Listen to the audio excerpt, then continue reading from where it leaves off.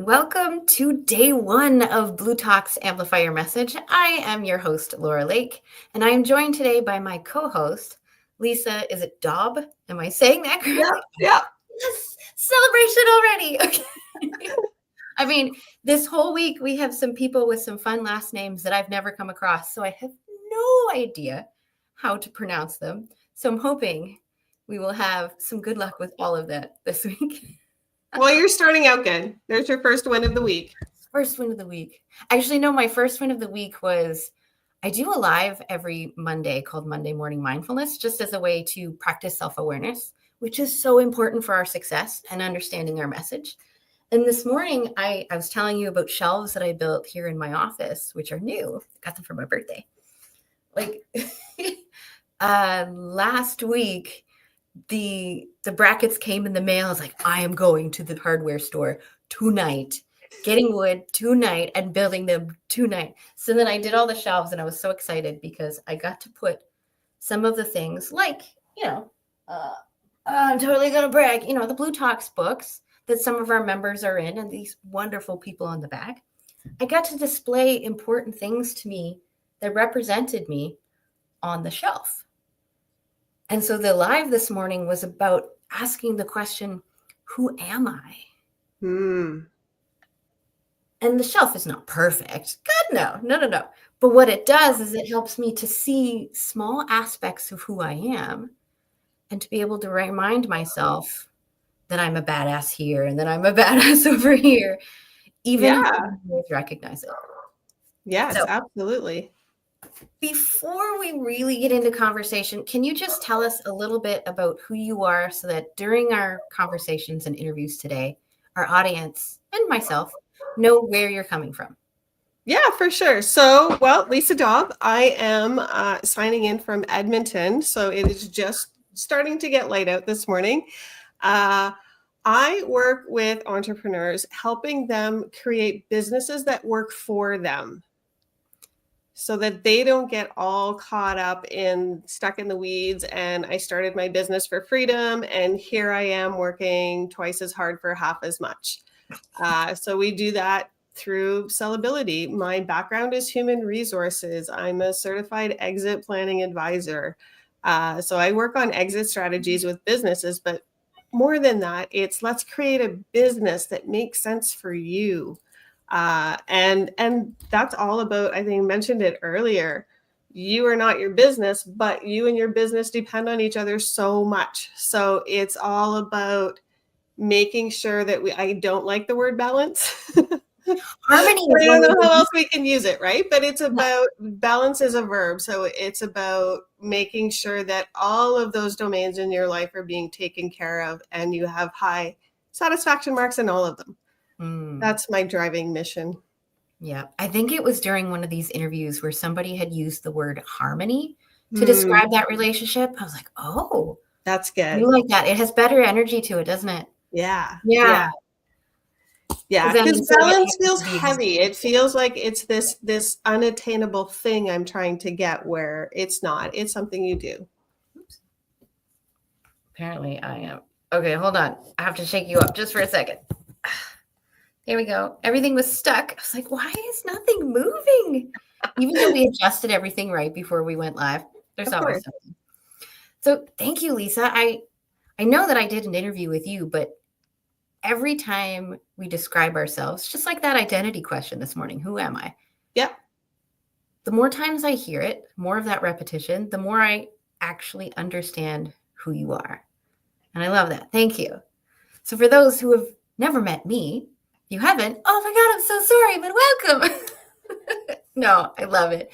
My name is Laura Lake. Yes, I'm the host of this bLU Talks Amplify Your Message event, which is a Corey Poirier project, I guess, with the bLU Talk. I love him so much. We met, about 10 years ago now. He was speaking on stage, and of course I do my thing of sit front row exactly in front of where the speaker is going to be, and then you engage the whole time, and then they come to you afterwards. So that's what happened. And he was like, I loved your energy. Thank you for engaging. We had this little chat. He's like, I'm going to take you under my wing. I was like, And I've never left since, because he's just East Coast. Amazing. Yeah. So thank you, Corey, for all of this. I love this so much because I was in architecture. So my background is in architecture and engineering. Yay, loved all of that, because what I got to do is I got to take my creative side and blend it with my technical side. My focus in architecture and design was in the well-being of the people using the spaces.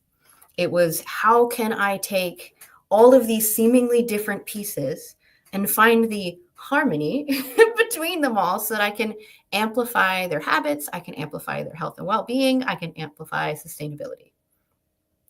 I've taken that core into the stories of the entrepreneurs, of the change makers, of the people just like you and I and many of our audience who are what we call mess to message entrepreneurs. Some sort of struggle, trying to get some answers, couldn't find them, found their own. Now they're sharing those answers. But what I love about it is I get to know the root and the core of the human beings behind those stories, because what I stand for is courageous connection. And I'm really leaning into that description of what I do, because courageous connection starts within us before it ever gets reflected in how we tell and share our stories. I love that. Yeah. But that's exactly why I'm here, because now I get to like playfully pull out those stories of the people that we interview and get to know them as human beings, so that even if, I don't know, let's just say you do journaling. I'm not a journaler. I take notes, but I'm not a journaler.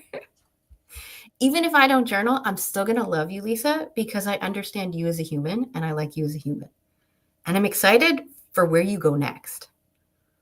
Versus, I don't journal, I'm never going to follow Lisa, just ignore her. And you know, if you think about the one thing that ties everything together, and let's use bLU, business, life, universe. The one thing that ties everything together is human beings. When I do leadership development, I will often say there are as many leadership types as there are people in the world. Because everybody comes at it with their own unique quirkiness, and I love it. It's so exciting. So I love that courageous connection, getting to know the people, because it really, you know, at the end of the day, it's the people that drive everything around us and that create this amazing world that we live in. My daughter's messaging me in behind, and she's been having health issues. So I'm like, I have to look. Yeah. But she's fine. So I'm like, I can ignore her now. Just in case. Okay. Our first guest isn't here, which means you and I just get to chat. All right. I want to take just this beginning of this entire week to kind of dive deeper into what it is that people want out of the show, out of their business, out of their message. So I'm going to ask you that question. What is it that you would love to learn, or for you or other people to get out of this week that would make this so valuable or helpful to you? I think that's a big question. I know it is. I think if I think about all of the grander scheme of things, we've got the boot camp coming up next week. We've got the Facebook groups, we've got, there's so many different things that make up the bLU Talks world. And what it really all boils down to is community. And I think this is named so well, Amplify Your Message, because I think just your gift of pulling people's stories out, pulling their personalities out when you're talking to them. It's not like listening to any other podcast where it's just about, this is what I do, this is my offer, this is right, like that surface stuff, that who we think we're supposed to be when we walk into a networking event. You have this beautiful, beautiful gift of pulling out who the person is. So we start to feel that energy, we start to see that energy, and we start to understand and get to know other people that are in our community. And I think that is just so brilliant. Aww. I'm trying really hard not to cry because then the mascara will go down. Thank you. We're just starting. A huge gift. Because I've been struggling. When I showed you my shelf, one of the books I just finished reading was recommended to me by Heidi, who's like the badass person behind the scenes that helps all of these events work. We love you so much, Heidi. Yeah. She told me to read Jamie Kern Lima's book called Worthy. It took me 7 months to get through that book. I'm not a fast reader, but I will blame my reading on Corey because I never used to really read books except for Archie comics and Nancy Drew books. I was never a reader. And then Corey's like, this one's amazing, and this one's amazing, and this one's amazing, and would just give me books for like prizes and stuff. And I would just win them. I'm like, oh, more books I need to read. So many books, so little time. But what I really learned was that, especially as a woman, it is so difficult to receive the love from other people, to receive the nurturing from other people, to receive the gifts. And it's so funny because I just turned 40 a couple weeks ago for my birthday, and I decided that I was going to have a Zoom birthday party since most of my friends are not local. They're like entrepreneurs like you and I, just online people. So then I dressed up in my fancy like ball gown. I had like wonderful jewelry on that I bought for it.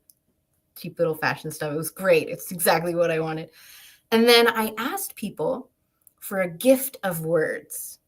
I was like, I'm not giving you any other details on that. I was like, the only thing that I don't want is you can't just say happy birthday. It has to be something else. And so I have on recording so many of my friends and connections just saying how we met, telling a story about how I made them feel, even sharing like poems that they wrote or got AI to help them write or something like that. It was beautiful, and I have it all recorded. Yeah. How amazing is that because we're all going to have them. We're all going to have those days where we're kind of feeling down on ourselves and, what am I doing? It's just another day. I watch the news and the world is awful right now. Right. But what a wonderful thing that is to have that, to be able to go, I'm kind of feeling down. I'm just going to push play on this audio recording that I have of my friends. I love that. That's such a great idea, right? I'm going to push play on our very first interview of the week. Our guest is here behind the scenes. Just give me a thumbs up if you're ready to join us. Awesome. I always ask because you never know what's going to happen. Now, I will let you know that I do hear some feedback. Okay, just a moment. Yeah. Microphone might be on. I had the computer set up. All right, is this better? I don't hear me. Oh, wait, no, I can hear me. All right, can you hear me? Okay. I can hear you. All right. So then what we'll do is we'll just kind of give a warning to people. There's an echo. Okay. If you want to turn on closed captioning and mute it, that's perfectly fine. That's what it's there for. So hopefully this works. All right, let's give it a go. Yeah. So Nigel, I'd love to start. Is that how you say your name? Yes, it is. Perfect. Awesome. I love to start off each interview by asking a specific question. Okay. And it's designed just to shake things up so that we don't get those auto responses. Are you ready? I'm ready. Okay. If you could have other people describe you in 3 words, what would you love those 3 words to be? Passionate. Oh, okay. Empathetic. Yeah. Leader. Passionate, empathetic, and leader. And I'm going to write that down as Nigel. Okay. So, of course, the follow-up question is going to be why? What do those words have to do with the business that you have and the message that you have? Really, because I'm passionate about what I do. I'm passionate about helping others. I feel the passion to inspire others just to be great. And sometimes that means being different. That's really what I'm about, is helping others achieve their next level. Ooh. So what does next level mean to you? Well, it depends on the person, because each person has their own next level. I don't define success purely on dollars or books sold or whatever. Everybody's going to have their own level of success. John Wooden said it best: if you're better than you were yesterday, then your day was a success. And that's what I want people to know, is that you don't have to go and lift 500 pounds or deadlift 300 or run the marathon to be great. You just have to get up and do something better than you were yesterday and define your own level of greatness. So when people ask me what success looks like, for me, it's a completely different what success looks like for somebody else. And I want everybody to realize that it's your level, not mine. My definition for success for me is I get better every day doing what I do. For somebody else, it might just be getting up. For somebody else, it might mean hitting those extra 2 baskets. For my students, it means answering those questions they couldn't answer before. Or as teachers, when we see the I get it moment. Yes. Those are the moments that really make us smile. When that student gets, I get it now. I get it. And for them, that's a successful day when they pick up one new concept. So it varies. So you can't really, I believe that you can't really define success for everybody. Everybody has their own definition of success. So then what does the next level feel like? Oh, it feels the exhilaration. Yeah. It is something it's really hard to describe. You can call it dopamine, you can call it chemicals in your systems, but that feeling you get inside when you accomplish something you didn't think was possible. Oh man, that felt so good. Or man, I did that. Or that was good. That was fun. Had a game this weekend with the girls, and they came out a close game, and the best player said, it was a tight game. It was fun. Just getting that, reaching that exhilaration feeling. That's what I want everybody to feel. Now, I don't think everybody feels that on a basis, on a daily basis. But it's the best feeling in the world, just accomplishing something. Well, then can we take a moment to just feel that feeling right now? And with examples of yours and Lisa's and mine, and just take a few seconds to ask the audience the same thing. Yeah, like what's your exhilaration feeling? What makes you feel? I just had an exhilaration moment last week at the gym. Back in 2011, I was in a bicycle accident where instead of hitting an SUV, I hit a telephone pole instead. I hit right above both knees, and ever since then, I've had major knee issues to the point where I couldn't walk earlier last year, and I would fall in my house about 10 times a day. So last week at the gym, I've been really working on my joints. And it got to the point where I could do a squat without touching anything, all the way down to the floor and back up. And I'm looking in the mirror and I have tears in my eye. I'm so excited. And the guy beside me is like, what is going on? But I didn't care because I was so happy. That's my exhilaration moment. What about you, Lisa?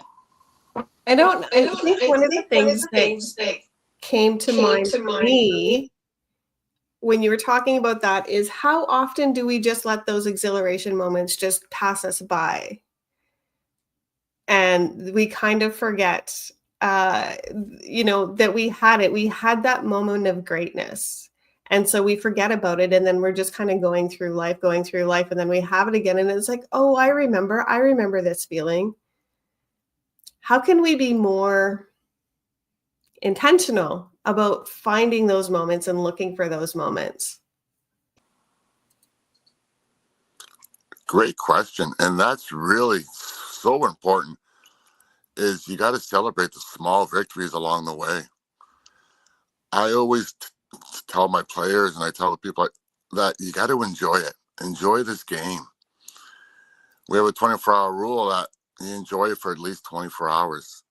Or in some cases, I've talked to players who have lost championship games and high school kids and so forth. And I like to say to them, hey, I'm not going to sit here and tell you it's one game, but I'm going to tell you this. I'm going to give you 24 hours to let it sink in.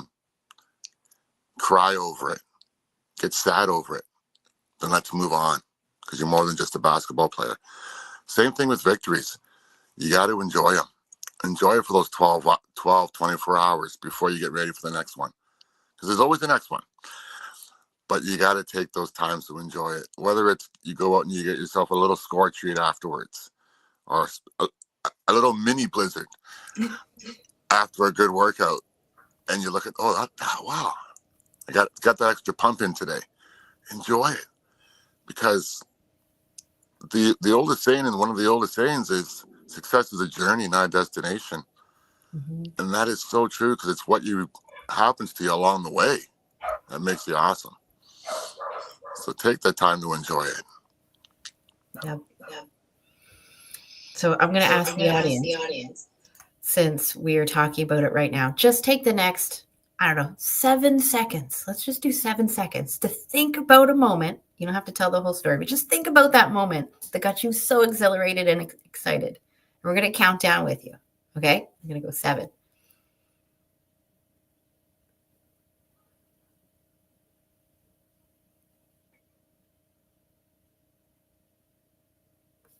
And how did that feel? Like, I just want you to lean into that moment of what Nigel's talking about so that you can feel it as we're all feeling it and moving forward. Hopefully the audience do that. What would you love to have them do with that feeling? What do you do with your clients when you take them through the next step? It's not so much my clients, but my students and my players, is that we remember that moment. Mm-hmm. Visualize what it feels like to have that feeling, and just lock it in your brain. So when you're going through something tough the next time, you can remember that feeling. It's a feeling you're always fighting for. It's kind of like in golf, which is the most addicting sport ever, because you hit that one perfect shot in golf, and that's the shot you always want to keep hitting. And you always want to keep hitting. So you could have one perfect shot out of 106, and you think you had a good day because you want to go hit that shot again. So you want to feel that. You want to remember that. How does your body feel? How does it react? Let it sink in. If you journal, write it down. And just embrace it and let that fuel you for the next day, or the next moment for that matter. I actually started writing a journal specifically for that purpose of just remembering what that feeling was like. And it's over on the shelf I was showing Lisa earlier, and it just says on the front, "You are enough." And so in there, I'll write gratitude, I'll write affirmations, declarations, even just awarenesses, but more on how I want to feel, not necessarily, spinning in the spirals of the negative emotions. It's like, yes, I feel this, and yet I'm still striving for this equal and opposite emotion over here too. Yeah, absolutely. And that's what it is. It's always striving to move forward, but realizing that you've been there. It's like you can go mountain climbing, and you reach that plateau, put the flag in, look down, and say, yeah, wow, look how far I've come. I'm not stopping now. I'm going to keep going. Look at where you've come. Don't look at the future, but enjoy the present. Ted Lasso says it's a present, it's a gift. That's why it's called a present. That's one of my favorite sayings ever. Ted didn't make it up, but Ted just said it. But it's the present. That's why it's a gift. I really like what you said earlier when you talked about even the losses, even sitting with the losses, because I think we can learn so much from that. And I think it's understanding that emotions are not bad. You can be sad, you can be disappointed, and it's important to feel all of those things. It's also important, I will often tell my clients, don't unpack and live there, but make sure that you feel those feelings, because then that makes the highs that much better. And one of the things that came up for me was I was writing, I needed to write a new bio for something. And so I started writing the bio, and I started writing down the different publications that I've been in, or the different podcasts that I've been on, or different things that I've done. And I was like, I forgot about so many of these things. And so it was able to take me back into that spot going, oh, I loved being on that podcast, or I loved doing that talk for that company, or, writing that article. So it was able to bring me back into the feeling. So it's almost one of those things where maybe I'm going to just challenge all of our listeners to go and write a bio, go and write if you have to tell somebody about who you are, or your accomplishments, or what you've done, write it down as a bio. I know some people will do it as a eulogy. Do it as a bio. It feels so much better. Oh, yes. Oh, wow. Yeah. Don't need the eulogy. Just need the bio and the references. Yes. Yeah. Absolutely. Celebrate it, because we are all absolutely awesome in our own way. Mm-hmm. And that's what makes it, each and one of us, special. And that it's our differences that makes us great. Because I don't want everybody to be the same. I don't want 10 Michael Jordans on my team because someone ain't getting the ball. I want a team. I want everybody different. So I can embrace that. I'm fortunate to coach with my oldest daughter. We don't always agree on everything, but that's what makes us great, is that we have difference of opinions and we can bounce them back and forth off each other. And sometimes she's right. Sometimes she'll say all the time, and that's the best part about it, is I don't want a yes man beside me. I want someone who's going to challenge me, just like in life. I want someone who's going to challenge me, make me better. So then there's definitely a personal story behind this of why you got into this work. Can you give us even just a glimpse? I don't want to push you further than you want to share, but however far you want to go, we would love to know why it is that you do this work. Why not something else? Really, it's an extension of what I've been doing for the last 20 years. And my dad was a teacher. I started in the banking business, eventually graduated to teaching, and started coaching youth sports with my kids because they needed a coach. I just fell in love with the coaching aspect of it. Started with soccer, moved to basketball, learned about the game. But all along in my job as a banker, my job as a teacher, it was all about educating others and helping them be better. And it was just a passion inside me. So 3 years ago, Mom and Dad passed. I said, I got to take care of yourself. Started taking care of myself because I've always serviced others. Servicing myself. Transformed my health. Dropped 80 pounds. Slimmed up a bit. A lot, not a bit. And throughout that whole time, I started journaling and thinking, what are the things you're feeling? Started posting on social media. And I said, I want to take this out to youth across everywhere in their gymnasiums. Speak to them. Speak to them at conferences. Let them know that, yeah, you can be great because I did it. I've seen others do it. And you can do it, but I'm here to help. Even before I was coaching. I remember back in teachers college, they used to call me coach because it's just, so Mom and Dad instilled in me. Dad was a teacher, Mom was a nurse, always about servicing others. And I thought, why not go out there and service others on a grander scale? Write the book, Be Different, Be Great. Talk about the process to greatness. And go out and share that message with youth who need it, who need to know that being different's okay. And I'm going to help you along the way. I'm going to show you the steps how to get there. It ain't always pretty, but it's worth it. And that's really where my passion just comes, when I'm speaking to others and seeing others thrive. Yeah. Oh, the, the amount of entrepreneurs who are exactly the way that you describe with the youth and the coaching of the youth. We put so much of not just our energy and our time, but it feels like pieces of ourself into our business and into our message, that many of us go through burnout, go through overwhelm, and some of our bodies start to break down. What would you say to those people in those moments, whether it is the youth or whether it's entrepreneurs and people with messages like you, when they're in that moment of just putting out too much without allowing in? What did I guess you need to hear in your moment of not looking after yourself? You have to take care of yourself. The best project is yourself. You can't fill a cup if the kettle isn't full with water. If you're a tea drinker, you can't fill that coffee cup if that coffee pot is empty. I was like, I got water, but you can't see my tea. But yeah. Yeah. You got to be able to take care of yourself so you can help others. Sometimes when we start out, we think we're being selfish. Yeah. When we have, sometimes, yeah, you're putting 2 hours in at the gym, but what about everybody else? Mm-hmm. I look back on it and I say, I'm a better me. I'm a better me so I can help you be better.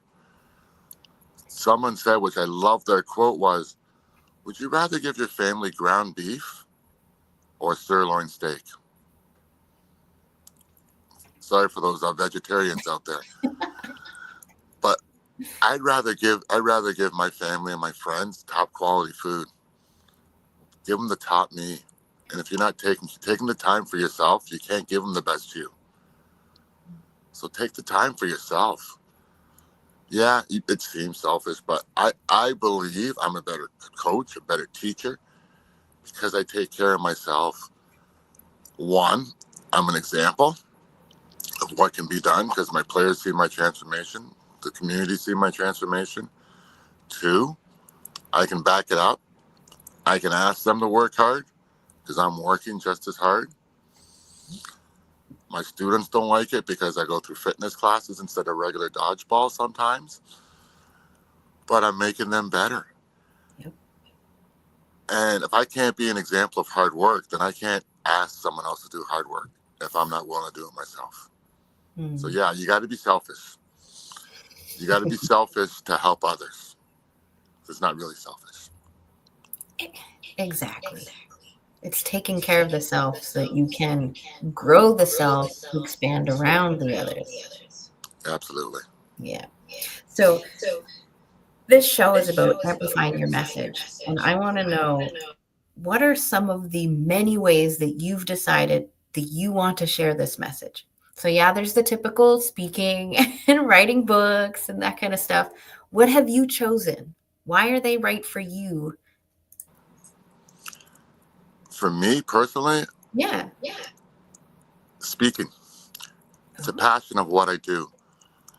I inherited it from my father, who at my brother's wedding had to write a speech. And I remember distinctly, he wrote 3 words on a cocktail napkin, went up there and spoke for 20 minutes. And I write my stuff down, not to his degree, but I write it down a little bit more. But the exhilaration I get from speaking and the passion, and people can feel my energy. People say, man, you're so energetic. It's not fake. It's not premix. It's just who I am when I start speaking and helping others. And I believe the best way for me to get my message across is to go out and see people in person. Go out and share that message in person. Yeah, I wrote the book, but I'll be honest, the book was a supplement to what I'm going to be talking about. I'm doing my podcast. I'm getting my word out there. I got a podcast with you guys. I've been on about 3 or 4 recent podcasts just to get out there and say, hey, being different, it's not only okay, it's great. Social media can only get you so far. Yeah. I got a huge audience on TikTok from 17 to 24, but I want to get in those gymnasiums. I shouldn't say I want to. I'm going to be in those gymnasiums impacting lives across, because I've seen what I can do in person. I've seen how I've helped kids who have worried about their identity. I'm not going to get into the whole identity thing, but yep.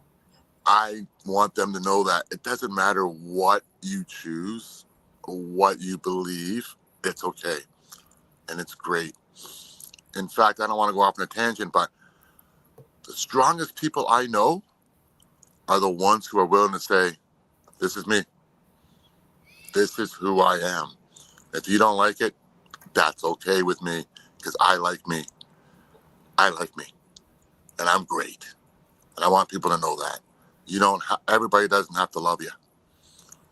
You love yourself first, and everything else will fall into place. That's so sweet. I gave a gift of me singing a song to somebody that I know who's going through surgery to help them become more of the identity that they believe that they are. And the song was This Is Me from The Greatest Showman. And I could feel when I said that last one where you finally get the conviction of like, this is me. When I heard myself sing it, I started to cry and get goosebumps, because in that particular phrase, I actually believed it. And then this person sent me a message back saying, thank you so much. It's exactly what I needed to hear in that moment. And that's exactly your point. It's like, you need to feel it at your core. And that feeling that we had at the very beginning, that is what we're feeling, the exhilaration, the freedom that comes with that. Oh, so good. I think it's such an important message right now. I think, in a world that can feel unsafe to a lot of people, your message is so, so important. Mm-hmm. And especially for our youth. Gosh, I wish I had somebody like you when I was in high school to tell me that it's okay to just be, weirdly quirky me. So yeah, I think that your message is so important. And as you've been talking, one of the questions that came up with your 3 words was, where does leader fall into passionate and empathetic? And I can see it, and I can feel it, and I can hear it as you're talking about what you want to do and how you help, and even just your definition of next level. It's not yours, it's theirs. I love it. I love it. Thank you. And really, I wish I had someone like myself as well. I'm going to get a little bit personal here. And I realized this I was interviewed by the mayor a couple of years ago for Black History Month. And he said, if you could tell the youth, what's the one thing you would tell them? And even before I started writing the book and my message, I said, be yourself. Because I'm going to share a little bit.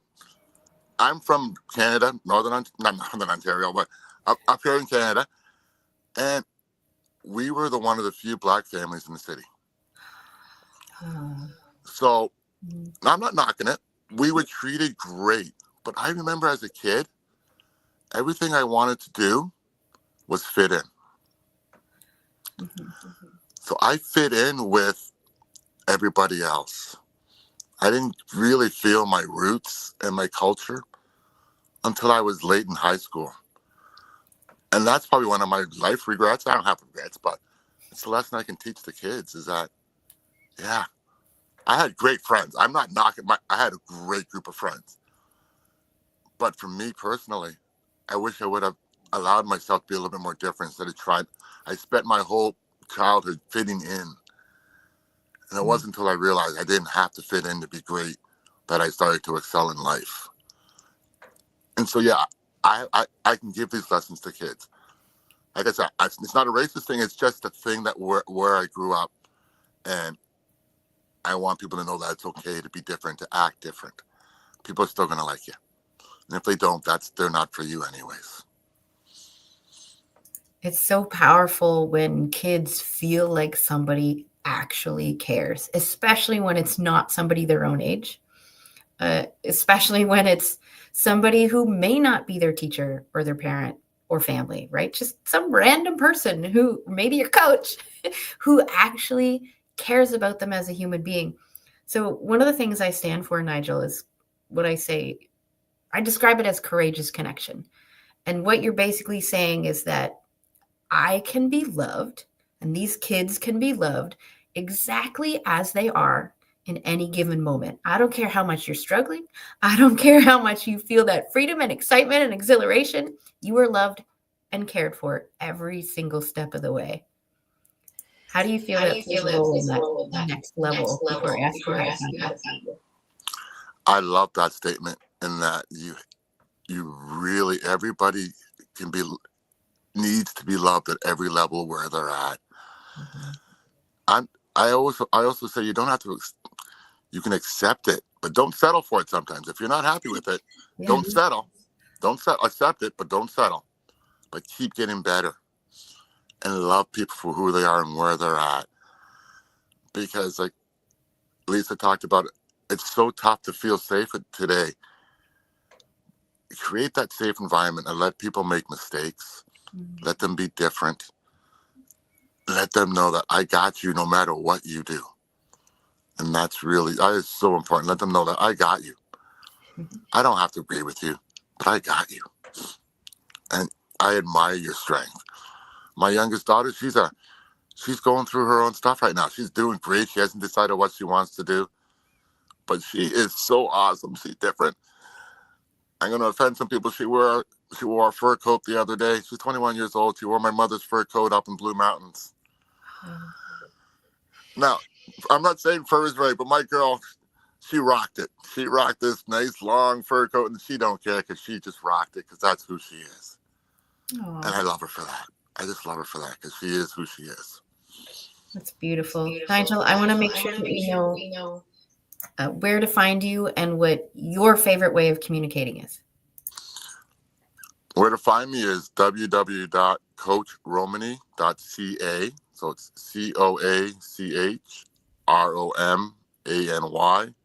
CoachRomany.ca. Email is coach, COACH, at coachromany.ca. Email is the favorite way. Awesome. Thank you so much, Nigel. And I always love to just take 30, 60 seconds or something at the beginning of an interview to just ask if there's anything on your heart or in your mind that you just need to share with people. What would it be? Be yourself. Be yourself, because that's what makes you great. Be better every day. Acceptance is good, but settling is not. Be better. Be a better you. It's worth it. Aww. I love that so much. I want to say thank you for being here and for joining us. I loved every minute of it. Thank you so much. I had a great time. Awesome. Thanks, Nigel. Thank you, folks. Bye. Our next guest is behind the scenes. Dr. Beth, just give me a thumbs up if you're ready to join us. Awesome. How are you? I see so many fun things behind you. Good morning. Yeah, thank you so much for having me. You're welcome. Okay. I want to ask about your plants and stuff, but I will save that for maybe a little bit later because I feel like it's going to come up again as a part of what you do. I don't know why, but that's what it feels like. So I'm going to start with the question that I always start with because I want to shake things up. I want to get to know Dr. Beth. So here's my fun question. If you could have other people describe you in 3 words, what would you love those 3 words to be? Okay. Supportive. Uh-huh.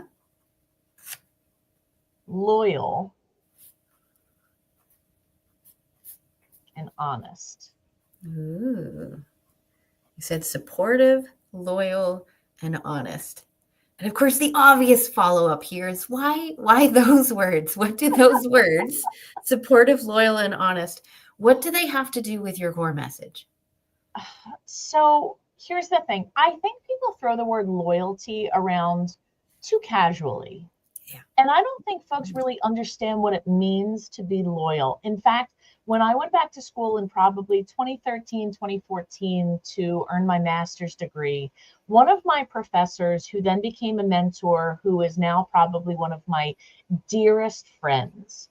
I remember sitting, I was on patrol as a police officer, working day shift, sitting in my police car, and we were engaging in a phone conversation because I had since graduated, and we were friendly at that point. And I said, I'm just a loyal person. And it actually started an argument between the two of us. And he said, no, I don't believe. Everybody throws that word around. I said, yeah, I know, but here's the thing. I believe in relationships and I believe in people. And you can't do that if you feel as if relationships are expendable. I said, if I have decided that we are a team, that's what you get. That's all you get from me. You're going to get my whole self. You're going to get my heart. You're going to get my passion. And we're going to get through this together. I take all of my challenges on as a team mentality. We are going to succeed together, or we are going to get better together. And if you are surrounding yourself with folks who are not loyal, they'll be the first ones to jump ship when things get difficult. It's super easy to be around people when things are good and when there are wins and there are successes, which, by the way, I'm from the suburbs of Philadelphia. So go Birds. It was a late night with the Super Bowl last night. But it's harder to be around people when times are difficult and when things don't go your way. Those are the people that I know are truly worthwhile to surround myself with. So that's where the loyalty part comes in. And I have since proven myself, even though sometimes they don't feel as if you need to. And my mentor has done the same. And I wouldn't trade that relationship for anything. You're making me think a lot about my past friendships and relationships with people. And I know that there are different types of relationships. And even in my brain, like, I just pretend everybody's my friend. And then after I have that conversation, I kind of go, well, what type of friend are you afterwards? But I just treat even strangers on the street. It's like, they're my friend. But okay, how do you know if a friend or a relationship has that loyalty piece versus that other piece of just convenience? I guess I will label it that way. I learn it through personal sacrifice, and I learn it through getting hurt. So my background is that I was a lifelong police officer. I spent 26 years as a police officer wearing a formal traditional police uniform. And guess what? Some people like to be friends with a police officer because they think it's cool. They think it's neat. They think they can get information, or they can see the police car. Can I hold your gun, or can you pull out your handcuffs? And no, the answer to that is always no. But here's the problem. I have become very skeptical when people express an interest in becoming friends, because do you really like me? Do you really like what I can bring to the table? Do you like that I'm honest and that I'm open and that I'm loyal and that I love and that I'm truly invested in the people around me? Or do you think it's cool that I carry a gun? So I didn't learn about levels of friendship until probably close to 20 years ago. I just assumed if you're going to be my friend, you're going to be my friend when times are good or when times are bad. And I had a very powerful experience shortly after my son was born, when I reached out to someone who I thought was a friend. And I was going through the baby blues, the postpartum depression. I was really struggling because as a first-time mom and a career professional, it was a difficult transition for me.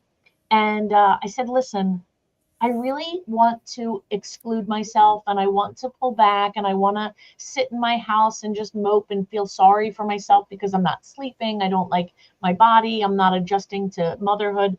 So I could really use your help in not allowing me to do that. I'm going to need you to say, hey, Beth, come on out with us. Hey, Beth, come on over. Hey, let's hang out, or let's go out and do something. And then I noticed that she immediately pulled away from our friendship. And my husband said something to me that I had never understood before. He said, you level jumped your friendship with her. She wanted to be friends with you when you were fun and when you were happy and when things were easy. But now that you exposed yourself, that you were going through a bout of depression, that you had this postpartum issue, and that you were feeling down and needed help, that was too much effort for her. And I learned a really valuable lesson. And I decided that's not who I want to be. When you get me, when you get Beth Sanborn, you get me all the time. And I don't ever want to change that about myself. I'm not going to let someone else's behavior change who I am, even though sometimes I kind of want to be vindictive and I want to be mean and I want to have that little evil streak, but I won't allow that. I'm not going to let someone else change who I am. Ooh, I'm going to cry so much during this conversation. I just easily cry. I'm a very emotional person, and there's much more that I don't let out, but nobody knows that part. Because this is exactly what I've been, I'm just going to say fighting. It felt like a battle in my head, taking this idea of relationships and the authenticity and the loyalty and honesty and all of that, but through the lens of social media.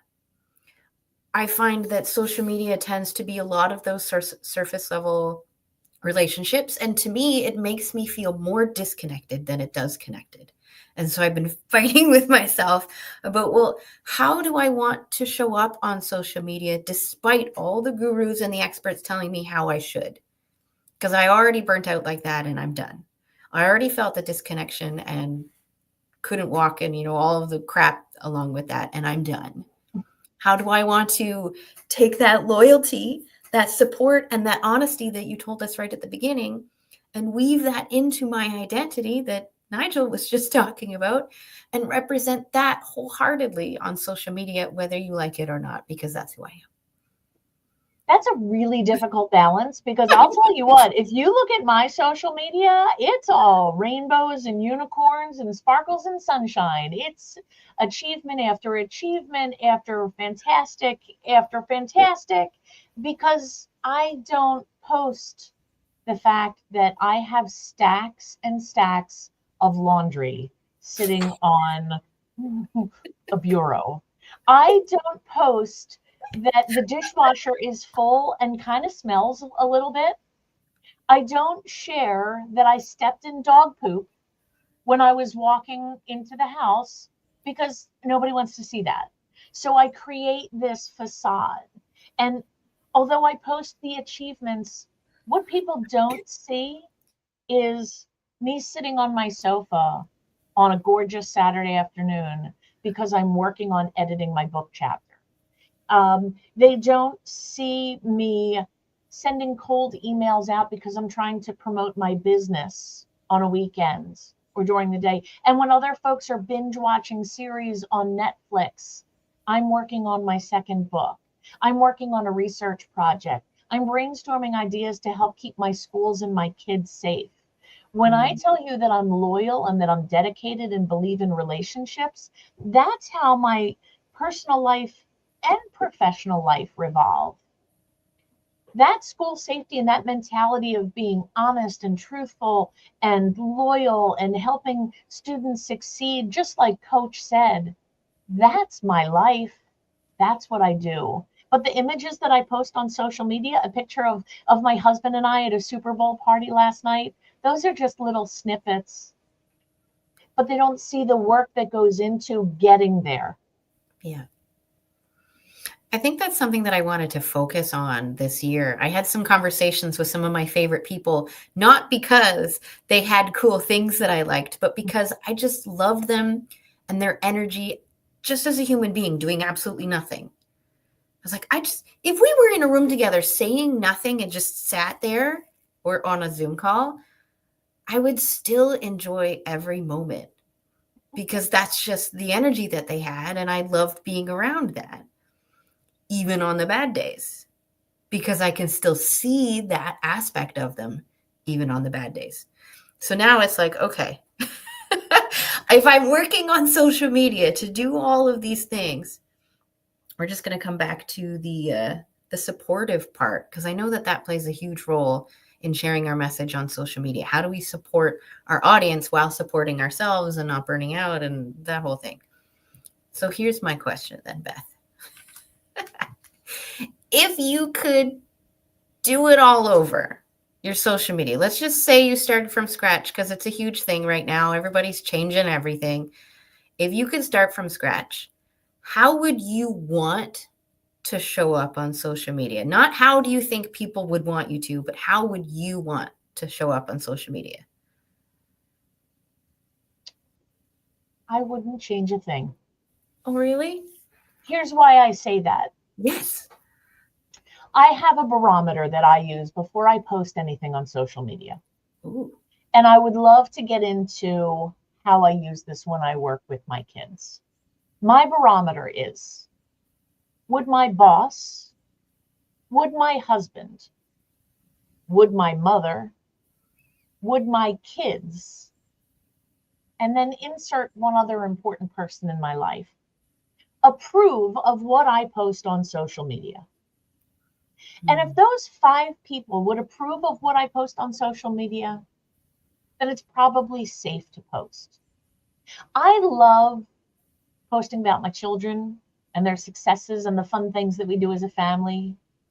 I love posting about successes because I love to revisit them and remind myself, because here's the thing, I've accomplished a lot of goals. And yet at the same time, I am horribly insecure. I have imposter syndrome. I was a police officer who owned a doctorate. I speak nationally. I got the opportunity to speak internationally. I set a goal and I achieve it every single time. And yet I'm always concerned. Do I belong on this stage? Am I smart enough? Am I pretty enough? Am I skinny enough? Are people going to want to listen to what I have to say? Are they going to believe what I have to say?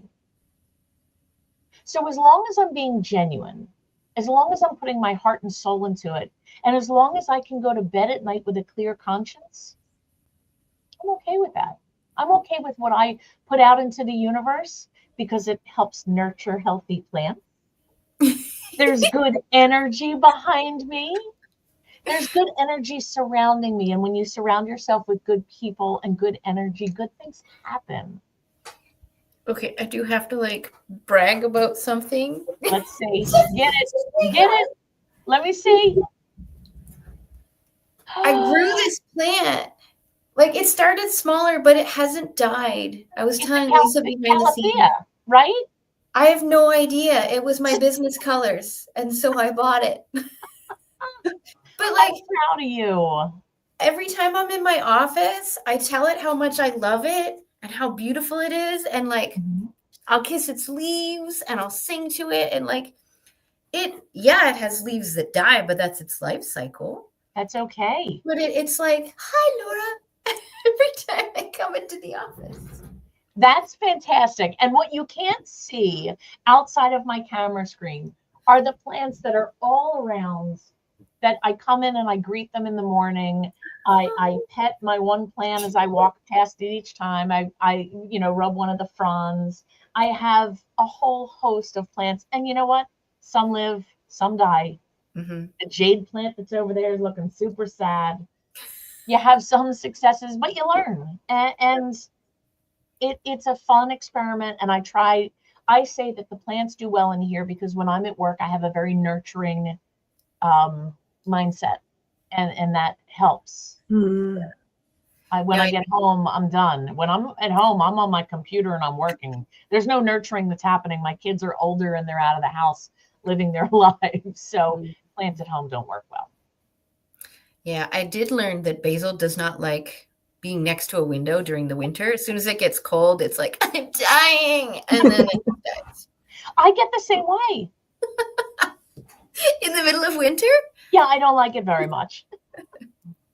It's so good. So let's bring this back to that core message around relationships. I loved that you started off with just the mini quote of relationships are expendable, and that being a mindset to bad and disloyal and very disconnected relationships. So did you say that you work with kids. Do you also work with adults? Both. Yes. Okay. The answer is C, both A and B. Both A and D. My background is that I mentioned I was a police officer for 26 years. Mm-hmm. And in the beginning of 2015, I assumed the role of a school resource officer, which meant that I was a uniformed police officer who was assigned to work in conjunction with a school district. So I would report every day to my high school. I was responsible for kindergarten through 12th grade, and I was wearing a formal traditional police uniform. And I served 3 essential functions while I was there. I was a sworn law enforcement officer with all of the police powers, but I was also an informal counselor and mentor. And I was also a public safety educator. Now, what I realized when I walked into the school building is that not everybody loves police officers. Okay, I was raised and brought up that police officers were your friendly heroes. And if you were ever in trouble, please go reach out to a local officer, ask them for help. But not everybody was raised that way, and not everybody had those experiences. So when I walked into a school building that had a whole host of different people with different backgrounds and experiences, they didn't all love me. And I was like, wait, but I know me. Why don't you love me?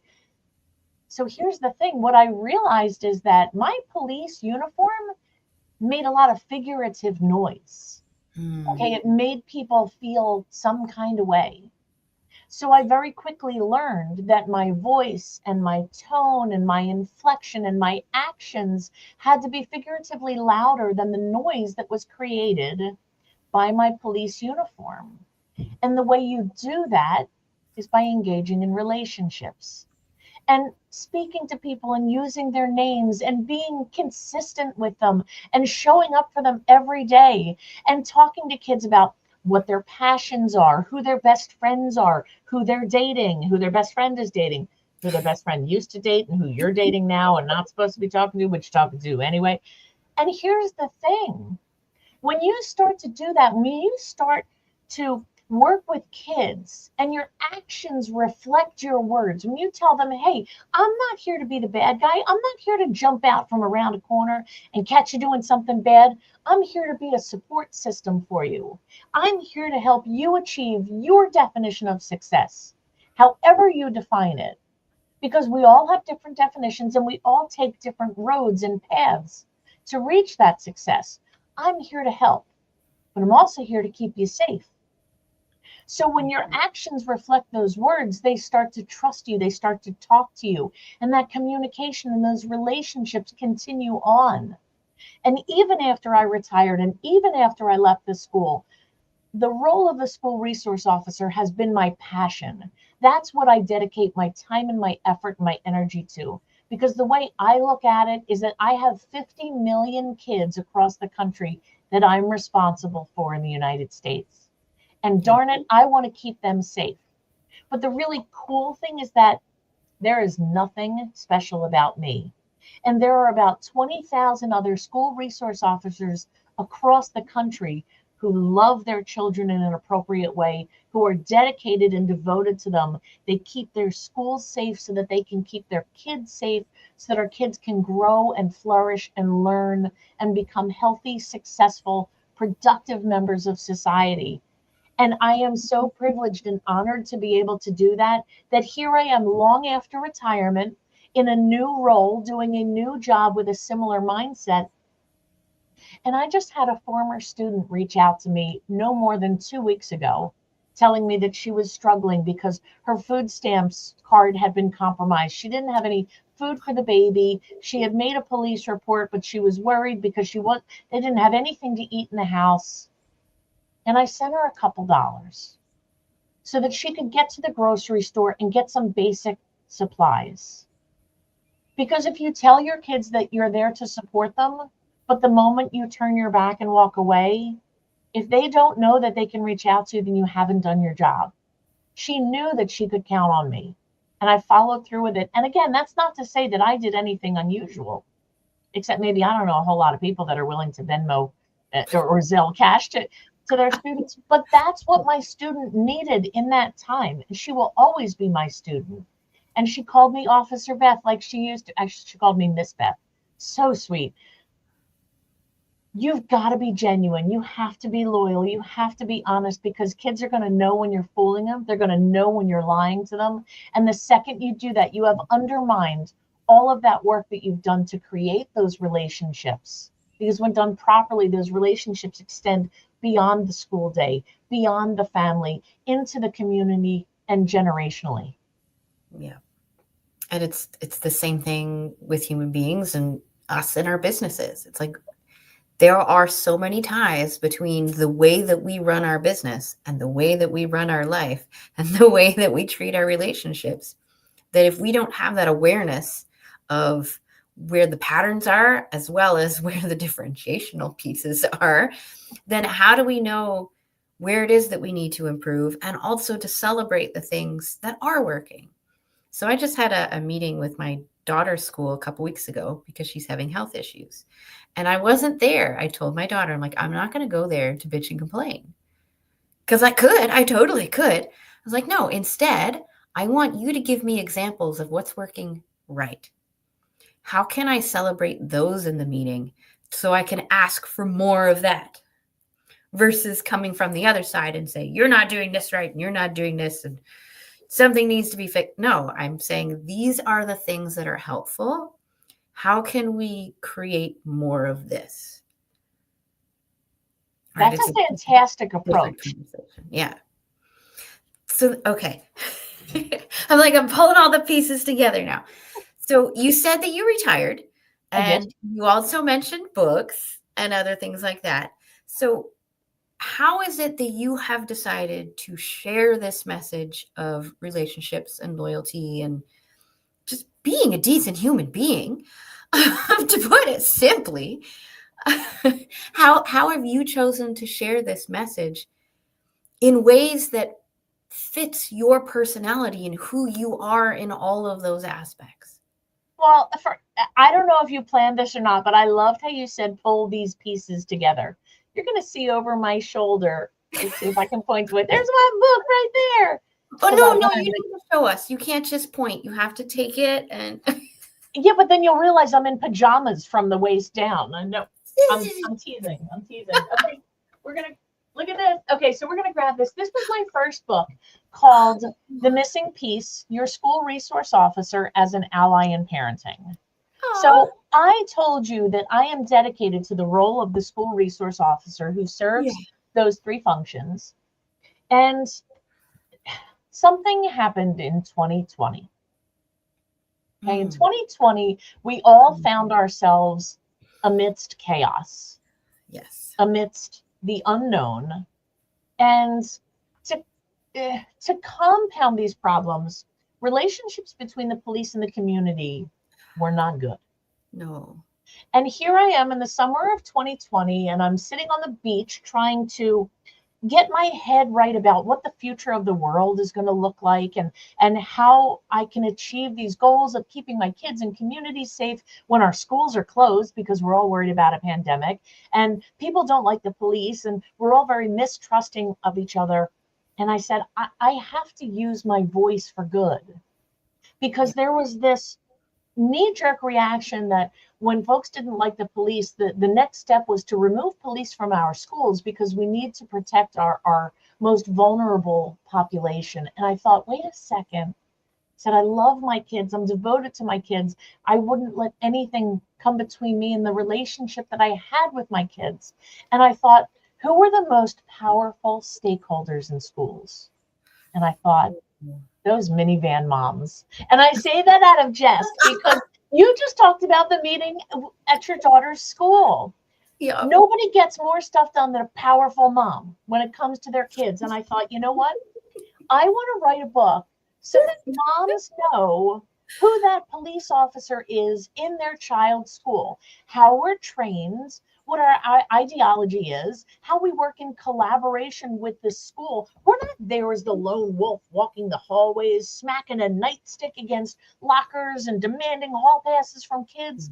We're there to cheer them on and to go to the softball games and to show up at the art show and attend the music festivals and to cheer our kids on because we're part of that community. So I wrote this book for anyone who has a kid in a school aged realm, for school resource officers, for school administrators, to talk about how we work together and to really showcase what that looks like in day-to-day interactions, not just how we would interact with our students, but even more telling how our students interacted with us. Because our students are the service recipients.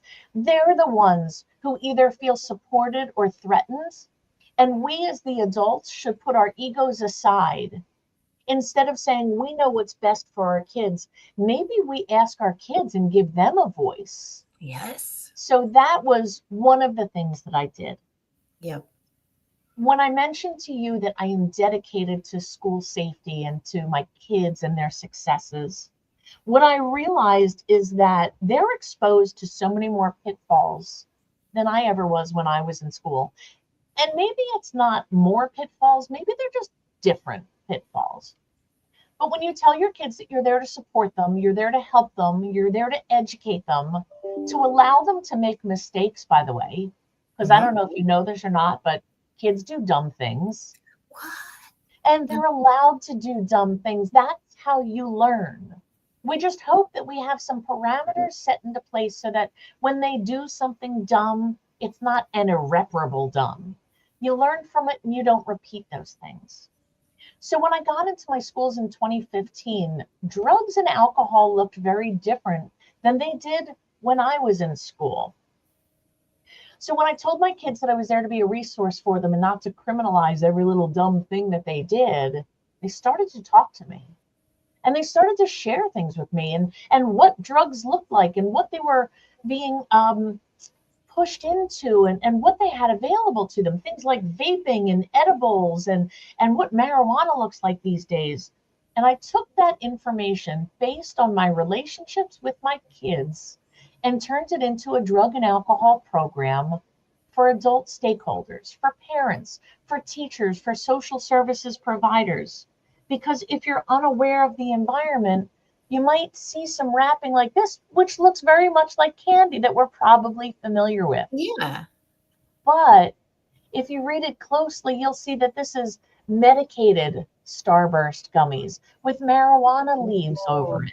Oh, I'm zooming in. No. Oh, okay, bring it back. Oh, sorry. Really? I can't read the small print, but that's okay. Oh, that's okay. But all of this stuff looks like safe and healthy candy, as safe and healthy as candy can be. Yeah. But you know what? If you're unaware of what this stuff looks like, it could be right in front of your face. So I developed this drug and alcohol program where I come out to schools and I actually bring this stuff with so that you can see and touch and manipulate this drug and alcohol packaging to see what our kids are exposed to. Y'all remember Oscar the Grouch from Sesame Street? Yeah. Wow. Well, this Oscar the Grouch is pointing a gun at you and has drug references all over. So I go out and I spend my time with teachers and with parents and social services providers to talk about where kids are hiding drugs, what they look like these days. And by the way, this information is coming right from our kids.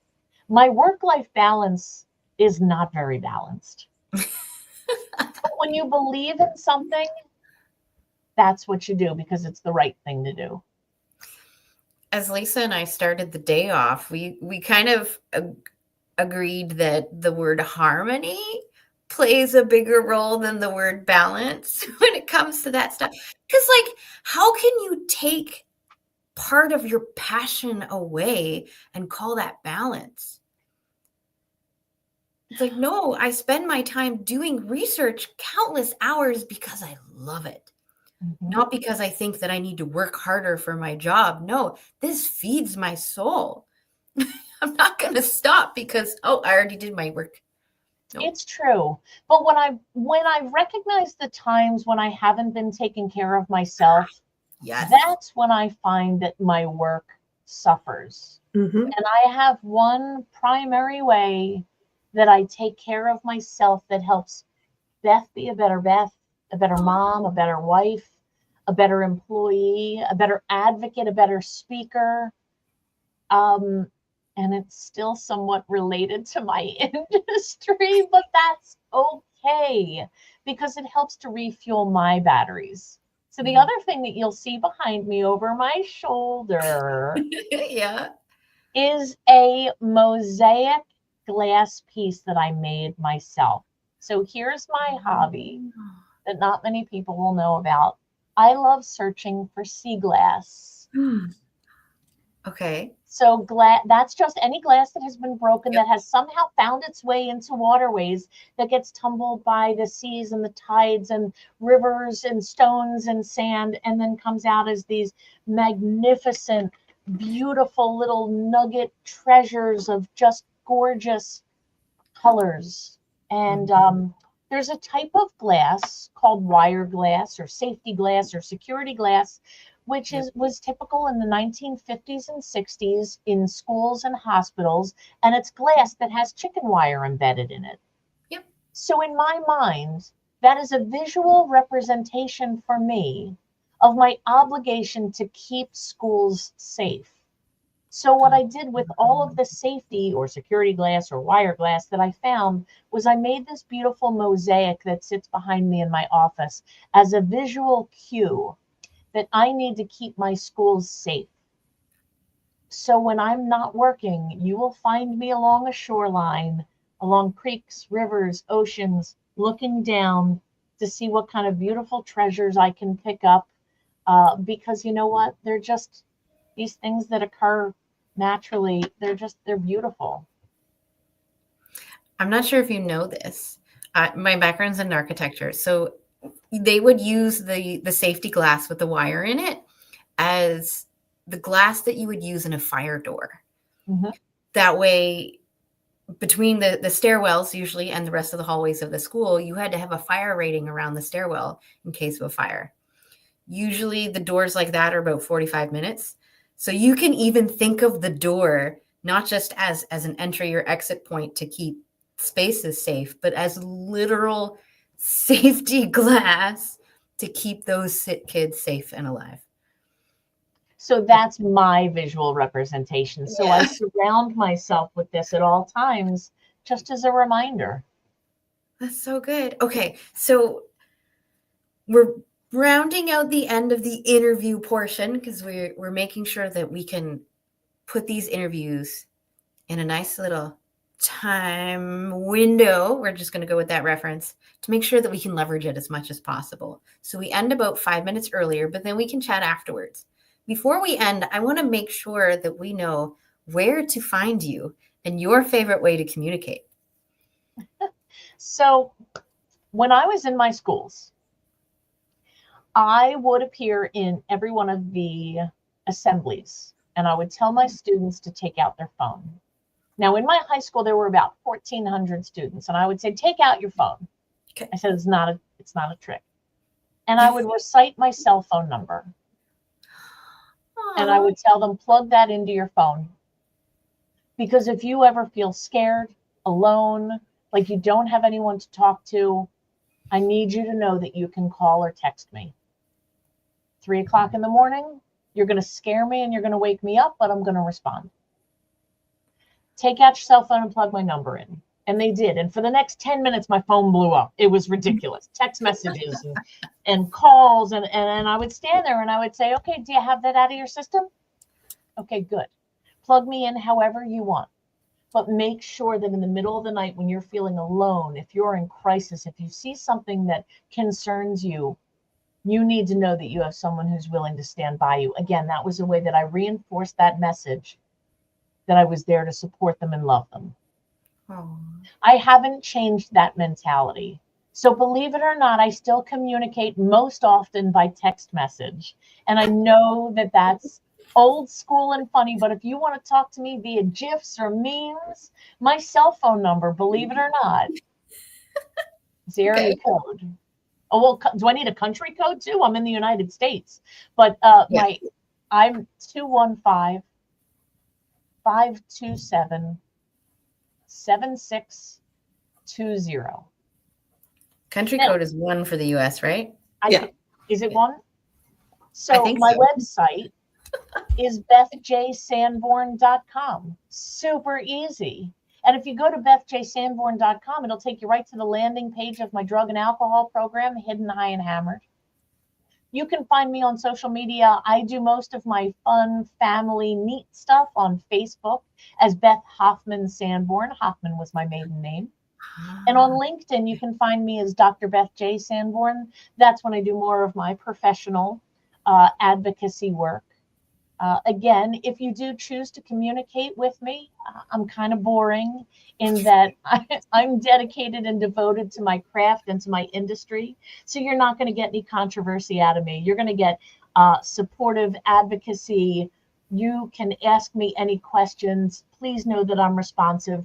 Just because I work in Montgomery County, Pennsylvania, I am certainly not going to turn any questions away because you're in a different county or a different state or a different country.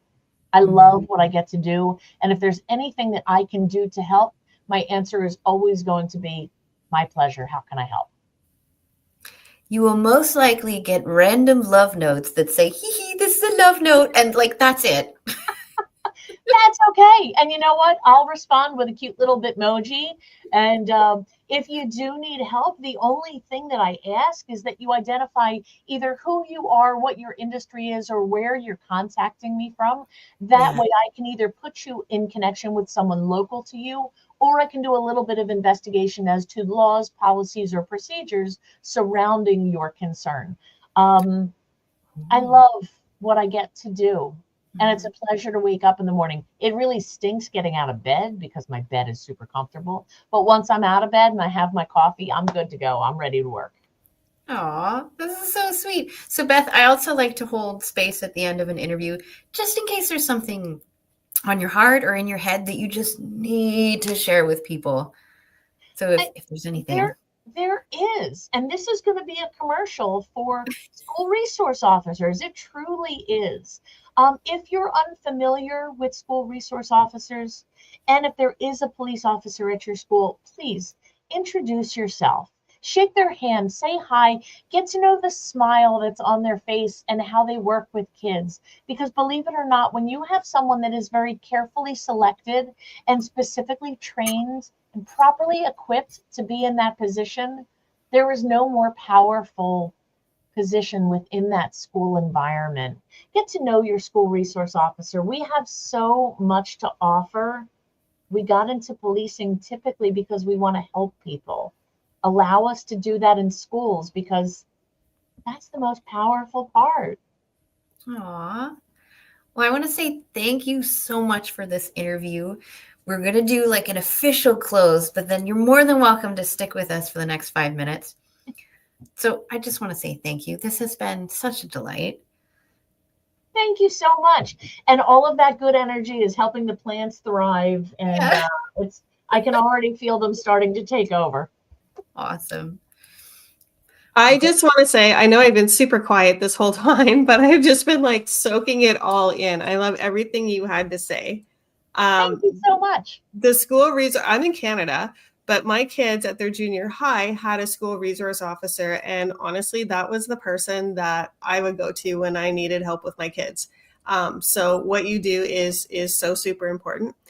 And you said something about imposter syndrome.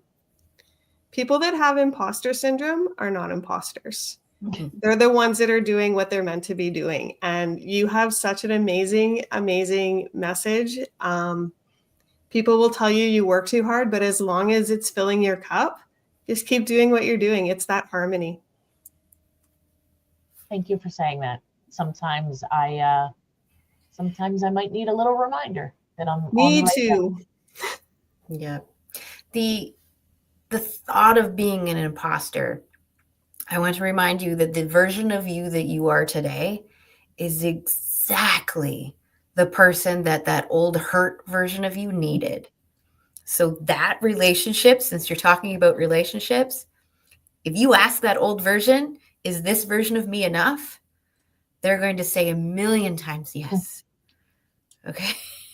That's what helped me get over the imposter stuff. And every time I share that with people, they're like, yeah, that old version of me would have loved to have had any version close to me today to be helpful in that moment. And that's all you need. Just like our last guest, just be better than yesterday. Just be better than yesterday. That's a fantastic message. Yeah. So Dr. Beth, I want to do something slightly different since we have like the official interview and then like the 5-minute flex time between interviews. What was something that stood out to you in our conversation today? That 3 strangers found all sorts of things to connect about. Yes. So we all have our plants surrounding us, and I'm looking at your ZZ plants and your bamboo and your calathea that survived. So here we are. We found that to connect over. That you used to work in architecture and you're familiar with safety glass. Our shared feeling of imposter syndrome. And the reality is that if you look at someone in face value, you'll never know the similarities that you share. And yet now, just based on this very brief interaction that we've had, 3 strangers, or well, 2 strangers, I'm assuming y'all 2 know each other. We now have something that we can talk about every single time that we get together moving here on out. And that's how I build those relationships with kids, because we all have some shared connection. We are more alike than we are different. So that's what stood out to me, is that our commonalities. Definitely. Sometimes I get co-hosts and they're like, oh my God, I need to do research on everybody. And I used to think the same way because I'm like, I don't know all these people. I don't know anything about them. And then I realized there are many people out there who also don't know these people. And if I go and do all the research beforehand, I will not be asking the questions that these people who are new to the people I'm interviewing would want to ask to help them get to know these people too. So I'm like, yeah, okay, I'm not going to do all the countless hours of research, but I'm going to read your bio if you send me one. I'm probably going to look up your face, right? Maybe check you out, but I'm not going to spend the half hour, even hour to go research people anymore. Well, I love that you asked questions in a way that allowed me to expose myself. Yes. And really be vulnerable and share who I am and how that has molded the way I put myself out to the world. And I appreciate that because I said it once, I'll say it 100 times. I believe in what I get to do, and I believe in the good that I can put out there. So just having this opportunity to share that, I think is a positive. It's a win for everyone involved. Awesome. I want to share my definition of business, and you'll understand why I like to do it this way. To me, business is human beings helping other human beings to be the human beings that they want to become. Okay? So it's treating people like human beings and acting like human beings. What a novel idea. I know, right? It doesn't have to be transactional. It doesn't have to feel robotic. It should never be just about, if your business is all about transactions, then you're not doing the right thing. Everything that you do, whether you're selling a loaf of bread or you're building relationships with kids or talking, school safety, that drug program, poof, brilliant. Everything should be creating a transformation. Right? There's always a deeper why. The guy that sells the bread is selling the bread to feed the families. Yep. Right? It's putting food on the table. And I think if people started thinking more about how they're transforming lives versus how much money they're bringing in, I think the whole world would be a little bit better. Then there's those people who talk about the bigger the transformation, the bigger money you're going to get. It's like, okay. Right?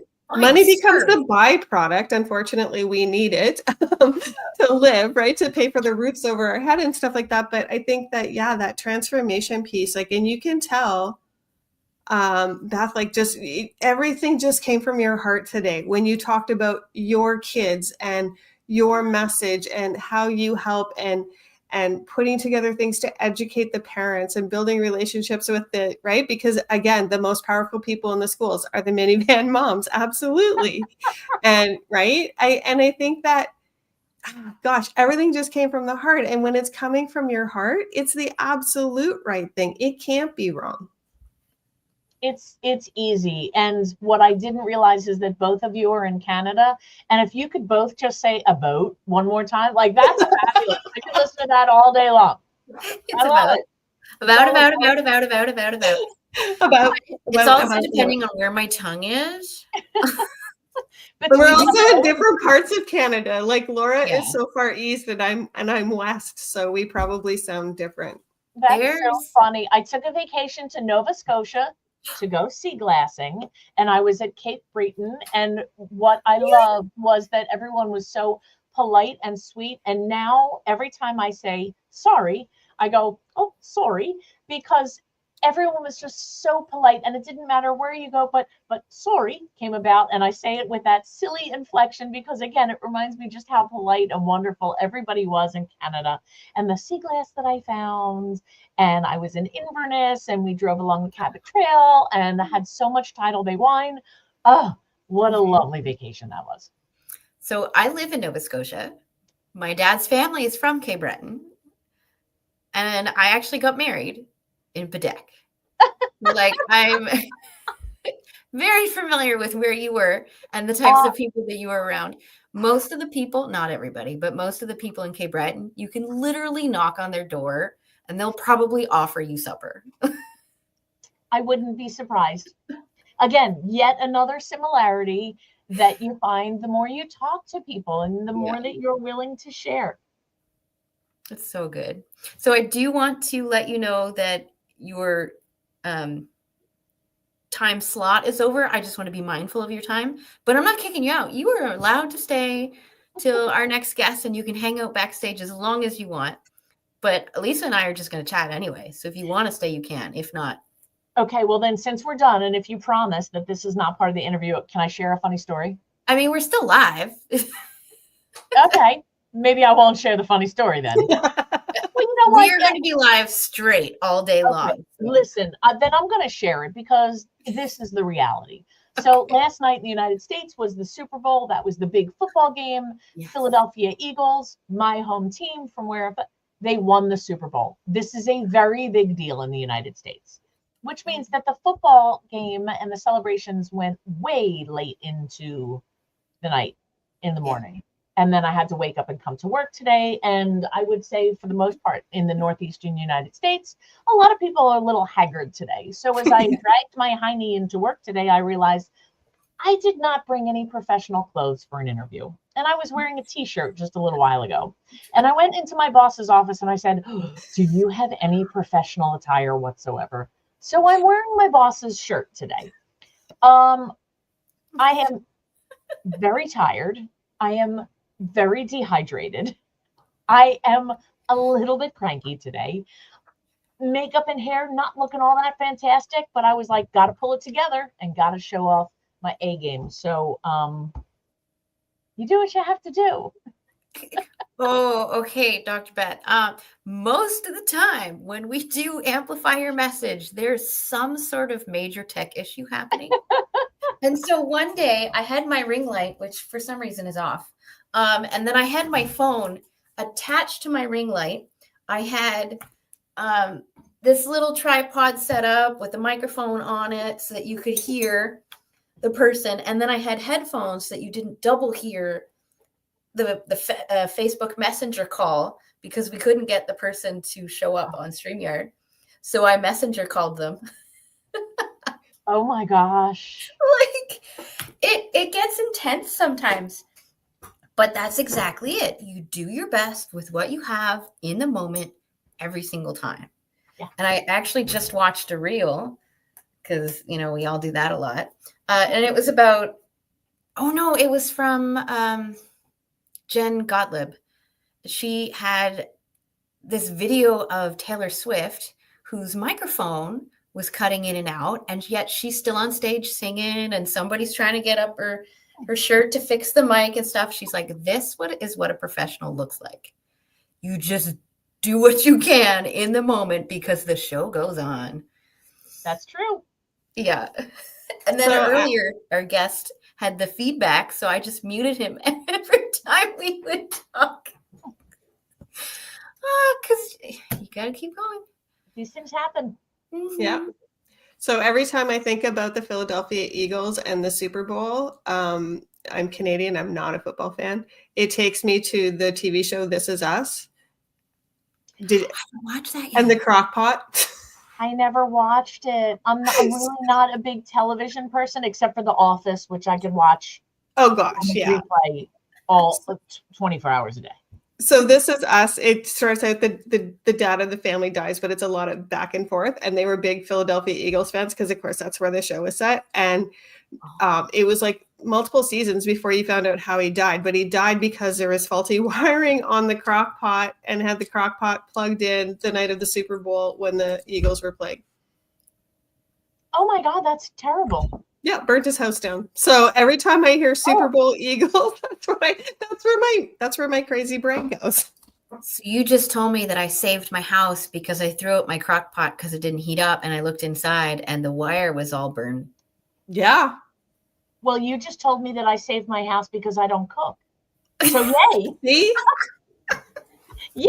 Win, win, win. Well, some days, like, I'm here and I'm live for 5 or 6 hours straight. I was like, I can't go start supper. So then it's like crock pot. Just do the work while I'm working. Yeah.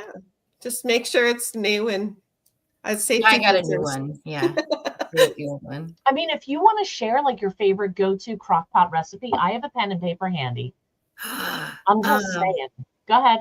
Pressure's on. No. Okay. We're going to talk recipes for a minute, but we're going to tie it in to this whole speaking and amplifying your message, because we talked about health today, didn't we? And we also talked about planning, and we also talked about relationships. So the crock pot helps me to plan my day and plan my meals and plan my mental capacity, because we are not overwhelming ourselves anymore. Go, Laura. Go, other people. Yay. Okay. Step 2. I actually go hunting for meat for the winter. So I have a whole bunch of deer meat in the freezer right now. Every other day of the year, it is the most beautiful thing in the world. And I talk to them every day in my backyard. As soon as it's day of hunting, I was like, you are getting in my freezer and feeding my tummy because I am hungry. When I tell it that before I'm... Fair warning. Yeah, I tell them, I was like, you're not leaving. As soon as you turn, you're going in my freezer. So just turn now.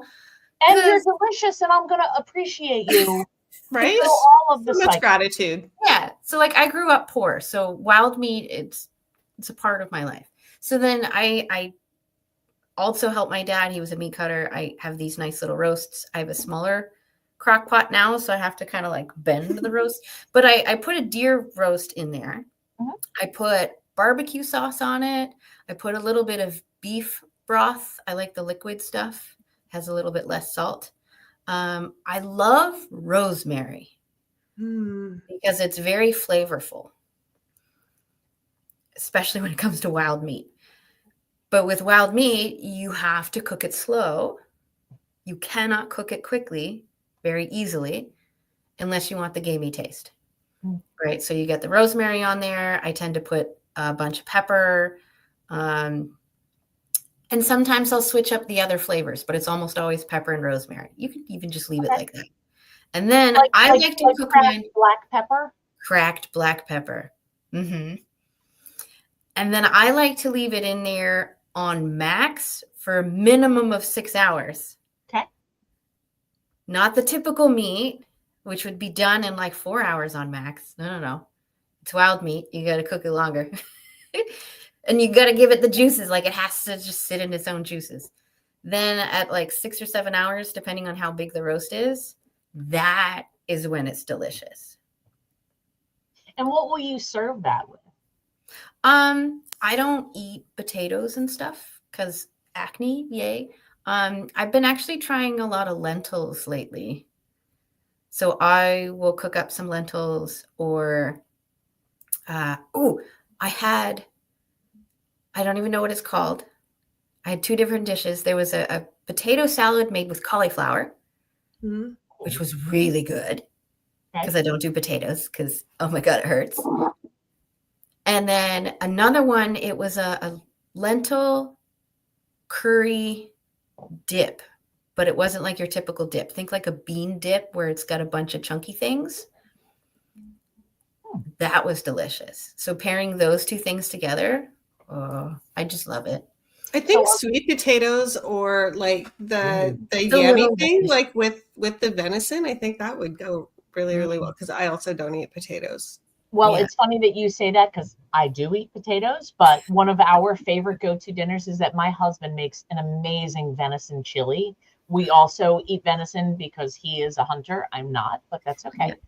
So he makes this great venison chili with a lot of like pinto beans and black beans in it and just a really good spice. So one of my favorite dinners is a baked potato with chili heaped on top of it. A little bit of sour cream, some chives if we happen to have them, and some shredded cheese. Ooh. So the next time he makes his venison chili, ask him to put some cocoa powder in it. Okay. Like chocolate chili. It's so good. That's a Mexican type. I got it out of a paleo cookbook actually. So Okay. there's no beans, but there's cocoa powder, but it enhances all the tomatoey flavor. Like it's just just gives it this whole other layer. Also grew up in a hunting family, so very familiar with wild meat. Venison, moose, ducks. Talk to me about moose, because we did not see any moose when we were up there in Cape Breton, and I was very upset. But how is it as an edible? Oh, it's good. It's very good. It has very little fat. Yeah. So you need to add some sort of fat or some sort of liquid. And again, you have to cook it longer so that it's in the juices. That way it's not so tough. It has because it can be tough. I find moose so venison has a very distinct flavor.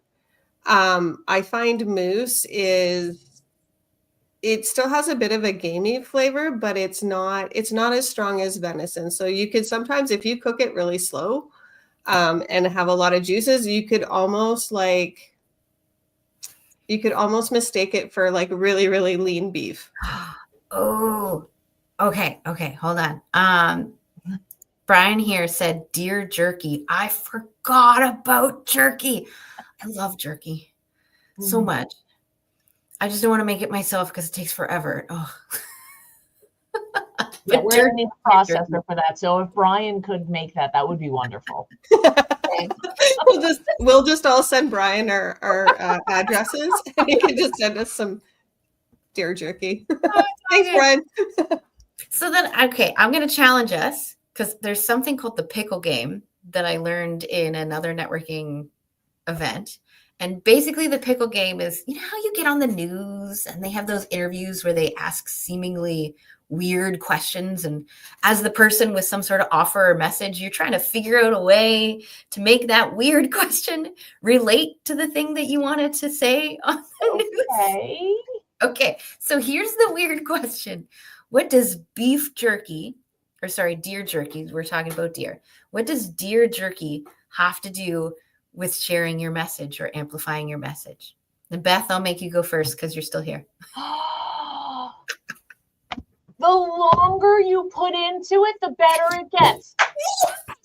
Okay, Lisa, brilliant. Go.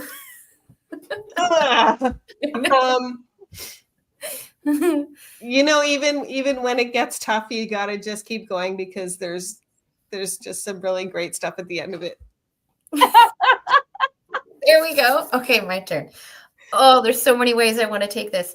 The planning that needs to go into creating something like deer jerky and the intense tiny tasks right from start to finish that make it what it is at the end. If you're like me, jerky is like the sweetest of treats that you could have in meat form. Okay, it's, oh my God, so good. I'll do lots of things for jerky.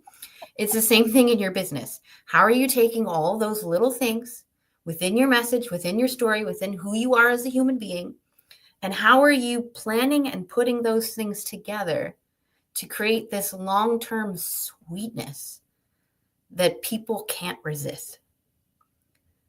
Because if you can find that, you have a super successful business. I think that Laura cooks way more than you and I do, Beth, because like when I'm getting the jerky, I'm going to the store and buying it, or somebody's gifting it to me, honestly. Oh, no, no. Okay, I'm to that point now with jerky, but when I did make my own, like, if you think about, you have to pre-plan before you even go into the woods to get the deer. You have to pre-plan what is going on. You have to like bait the deer so they're in the general area so that you're not looking over half the province. From that point all the way to the end of getting deer jerky is a massive amount of work. I take 1 week every year to go to my mom and dad's to go hunting because I always get the deer on day one, except for this year because somebody missed a deer the day before I went, scared them all away. Okay, but I always get a deer on day one, and then I spend the rest of the 6 days, cutting the deer, skinning the deer, draining the deer, washing the deer, all the little micro movements. And then, of course, we cook at least one batch of pie. That takes a whole week. A whole week. It takes like 4 days to cut up a deer. It's a lot of work. So, well, if you want any sweet treats to go along with it, I have bread to go along with. Maybe. Okay. So I do kind of want to like bring it back into the Amplify Your Message because that was really fun. But I thought that if we're going to go there, we have to make it relevant. And it always does. That's the best part of this. So then, okay. The show is called Amplify Your Message. I know I asked you earlier, the different ways that we like to amplify your message. But I want to know from everyone here, if there's a way that you don't already share your message, that if you could snap your fingers and you could share it really well in a new form, what new form would you love to choose? Whether you're good at it or not, doesn't matter. We're snapping our fingers. Mine's a no-brainer for me. Oh? Let me see if I can set the stage for you. Okay. It's a dark auditorium. Mm-hmm. There's a platform in the front. I'm getting goosebumps. Yeah. Okay. Very dark lighting with a very bright spotlight on some red letters. TED. Oh. And my standing on the TED stage in front of friends, colleagues, supporters, critics, and sharing a unique message that challenges people to think. I like it. And I will totally put in a non-shameless plug here. So not this weekend, but the following weekend on the 21st, the 22nd, and the 23rd of February, bLU Talks is hosting the Experts Bootcamp. Part of the Experts Bootcamp is we talk about applying for and landing your TEDx talk. If you're not already signed up for that, Dr. Beth, I would love to send you the link after this for you to join us. It is free. It is 3 days packed of just like, how do you get speaking engagements? How do you get on top 5% podcasts? How do you land your TEDx? All of these things that are so important for people trying to share their message. It's brilliant. I've been to every single one. Yeah. I also MC. The MC is amazing. Thank you. I have already reserved my spot.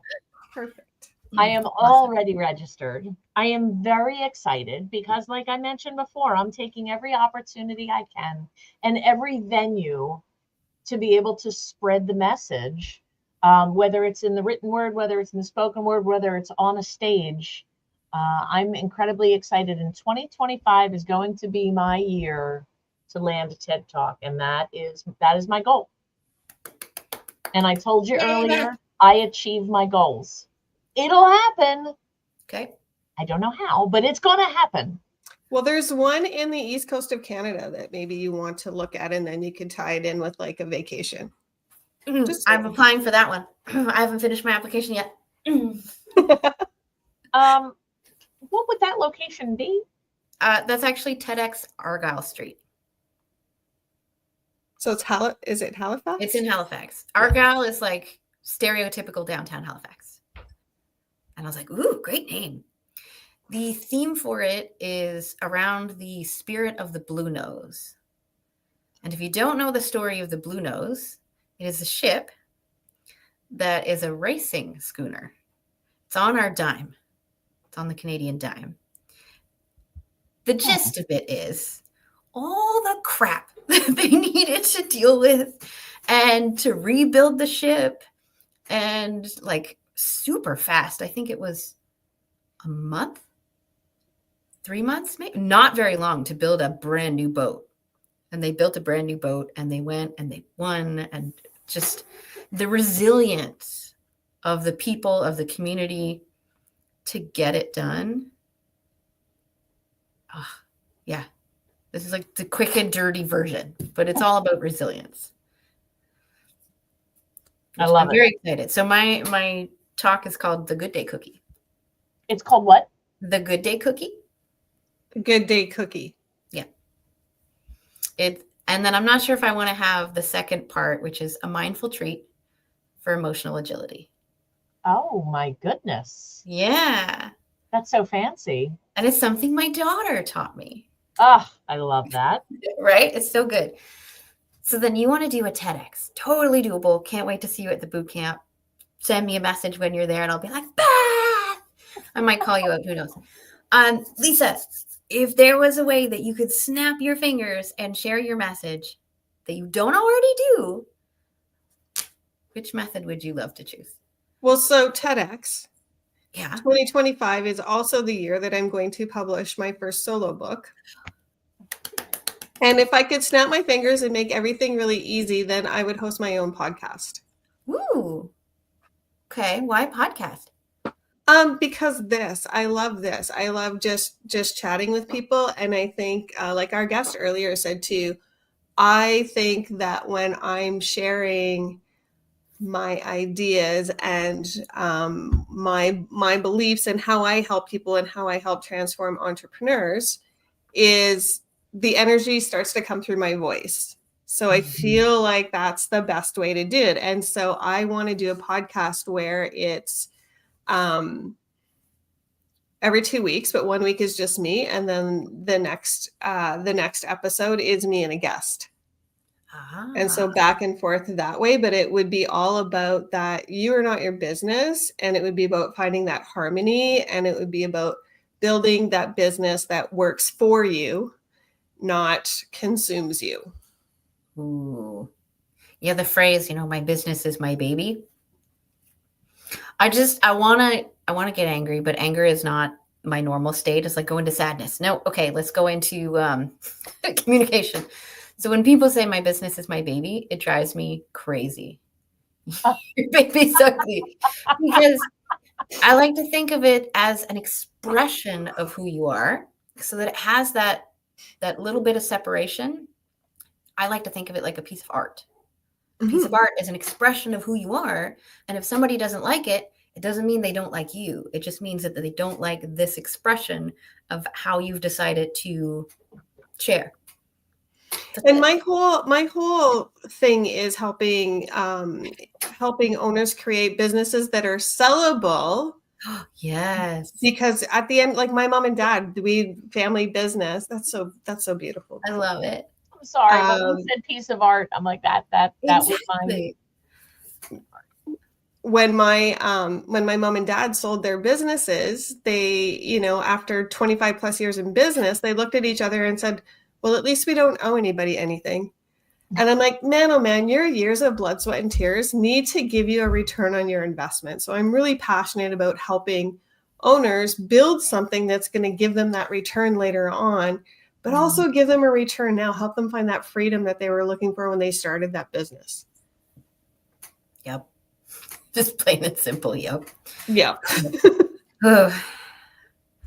I have to say, this has been such an amazing experience, and I loved spending my morning with you guys. This is tremendous. And I could truly sit here all day long and just talk about all the fun stuff we have in common. But I do feel as if I do need to excuse myself and get on to my next appointment so that I can continue to help a school, because I'm headed out to an actual school building and facility to help them with a site assessment and talk about some security planning. So Awesome. if y'all don't mind, since you've let me hang out for so much longer, I'm going to excuse myself and say thank you so much and bye-bye. No worries. Thank you so much, Beth. Thanks, Beth. Bye. We'll see you at the boot camp. Yes, that was awesome. Thank you. All the best today. See ya. Okay, so if I already know where we're going to take this, and it makes me nervous. My word for this year is courage. Mm. I want to, like, haircut, like all the stuff and things. I want to be more of that version of myself that I want to be and that I see, but I want to be that now. So, like, how can I lean into that? And I know a lot that's stopping me is my courage. So one of the ways that I want to share my message that I'm not yet is I want to write and sing music. So if you've been to the boot camp before, that was kind of like my entry.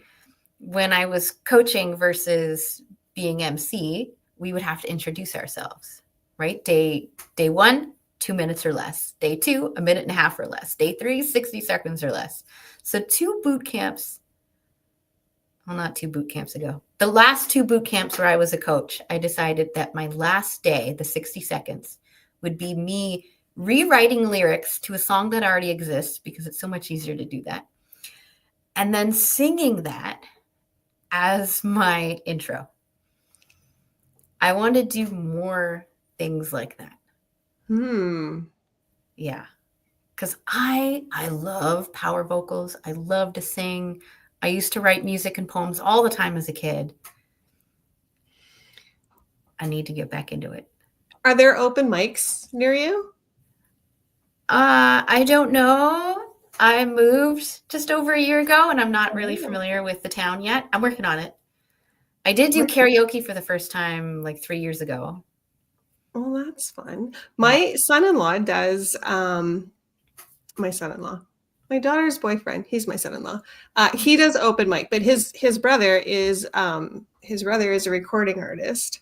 Oh. His grandpa was pretty famous. Everybody knows him. His grandpa was Bram from Sharon Lois and Bram. Oh, I love. Okay, yep. Mm-hmm. Right.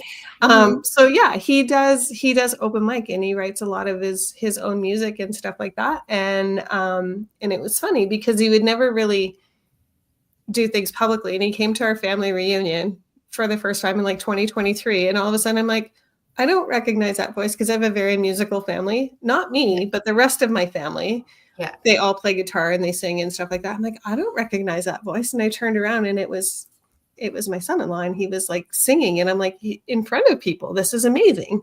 So yeah, I think, and he does like an open mic like once a week, and he's found this whole neat little community in this like little area, this little community in the city that they live in. And yeah, it's been just really, really amazing for him and his growth. So I'm going to encourage you to do that. And so would you consider bravery being kind of the same as courage?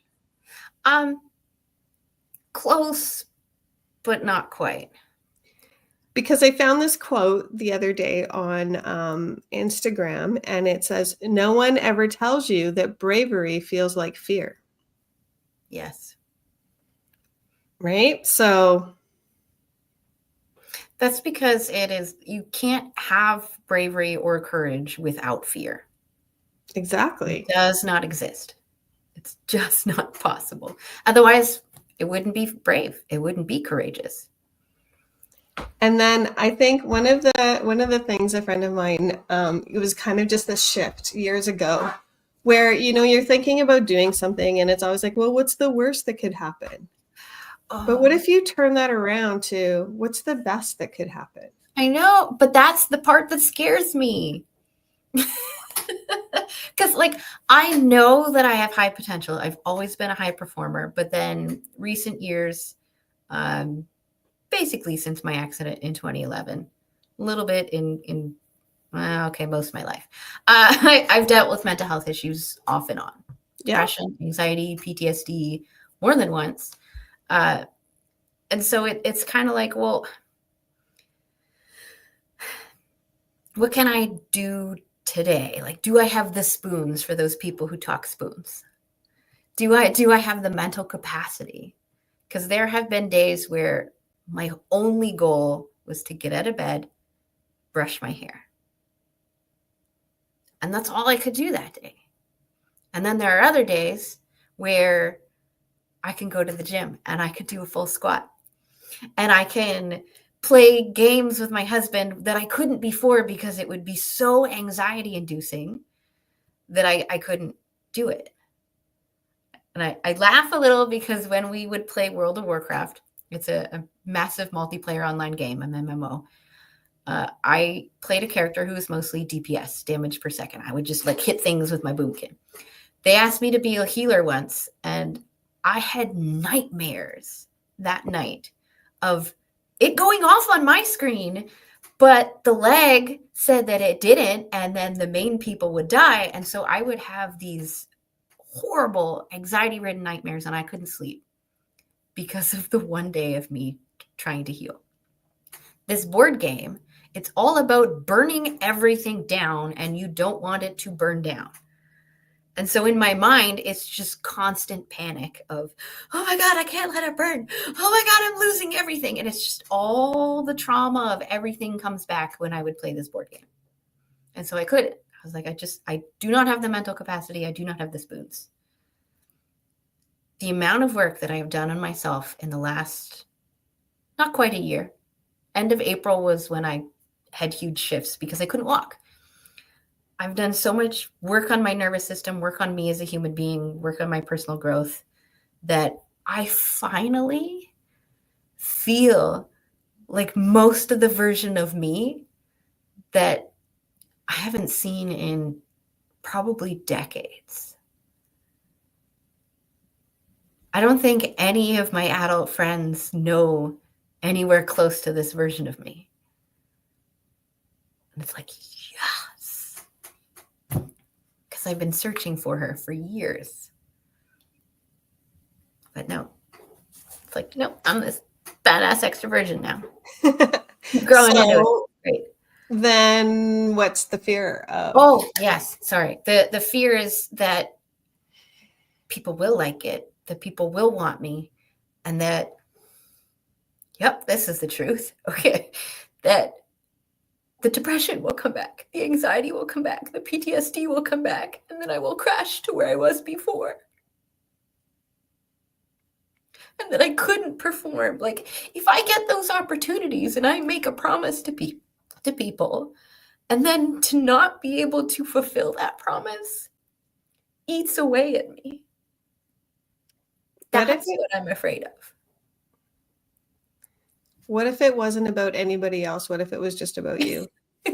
That's the next step that I'm working on. Right? What if you show up for you?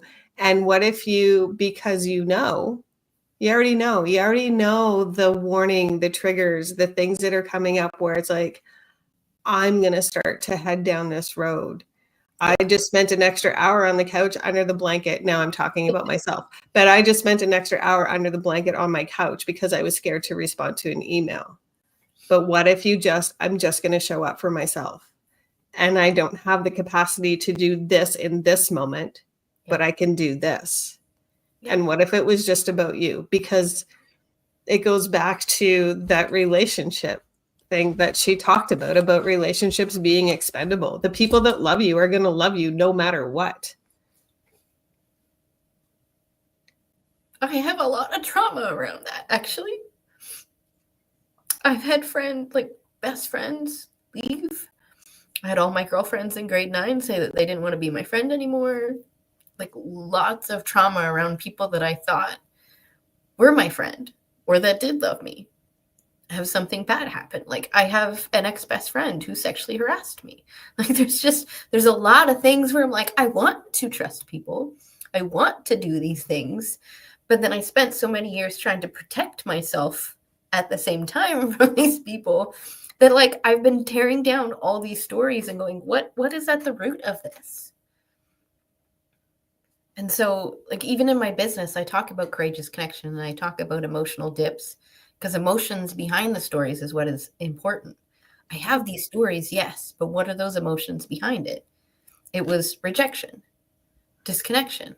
And so that's why I talk so much about connection and courage. It's like, what is the equal yet opposite emotion? Because everything I've been doing since these stories is striving for this opposite feeling that helps me feel better versus helping me feel not good or spiraling or bad. And so it's usually one of those two things in something that motivates me or something that scares me. It's like, if I can't do what I said that I want to do or live up to the way that I said that I want to live up to, then it's like that rejection comes back. And so the courageous connection is something that I work on for me. I said at the very beginning, it has to start within me. Yep. How do and I it has to start? Yeah. It has to start with you, from Yeah. you, with you, right? So that connection to yourself, that connection to, if somebody else reject, and this is coaching me. Whoa, okay. I know. love it when When this you happens. feel it, you're like, oh, that's the truth. Okay. Right? If somebody rejects me, it doesn't break my connection with me. It's, I don't know what's happening with them. Maybe they're fearing the connection and they're feeling too vulnerable in my space. Yeah. That they're blocking that off. All I can control is me. So I really, really resisted and like pushed away the whole new Mel Robbins Let Them Theory book. Because I was like, oh, not another thing like that. Right? I get it. But I had one of my very first clients came back to me and she's like, I just listened to this book and it was brilliant. And I'm like, really? And I mean, don't get me wrong, I love Mel Robbins. Like, I want to be Mel Robbins when I grow up because she's just very practical and she's got some really great stuff.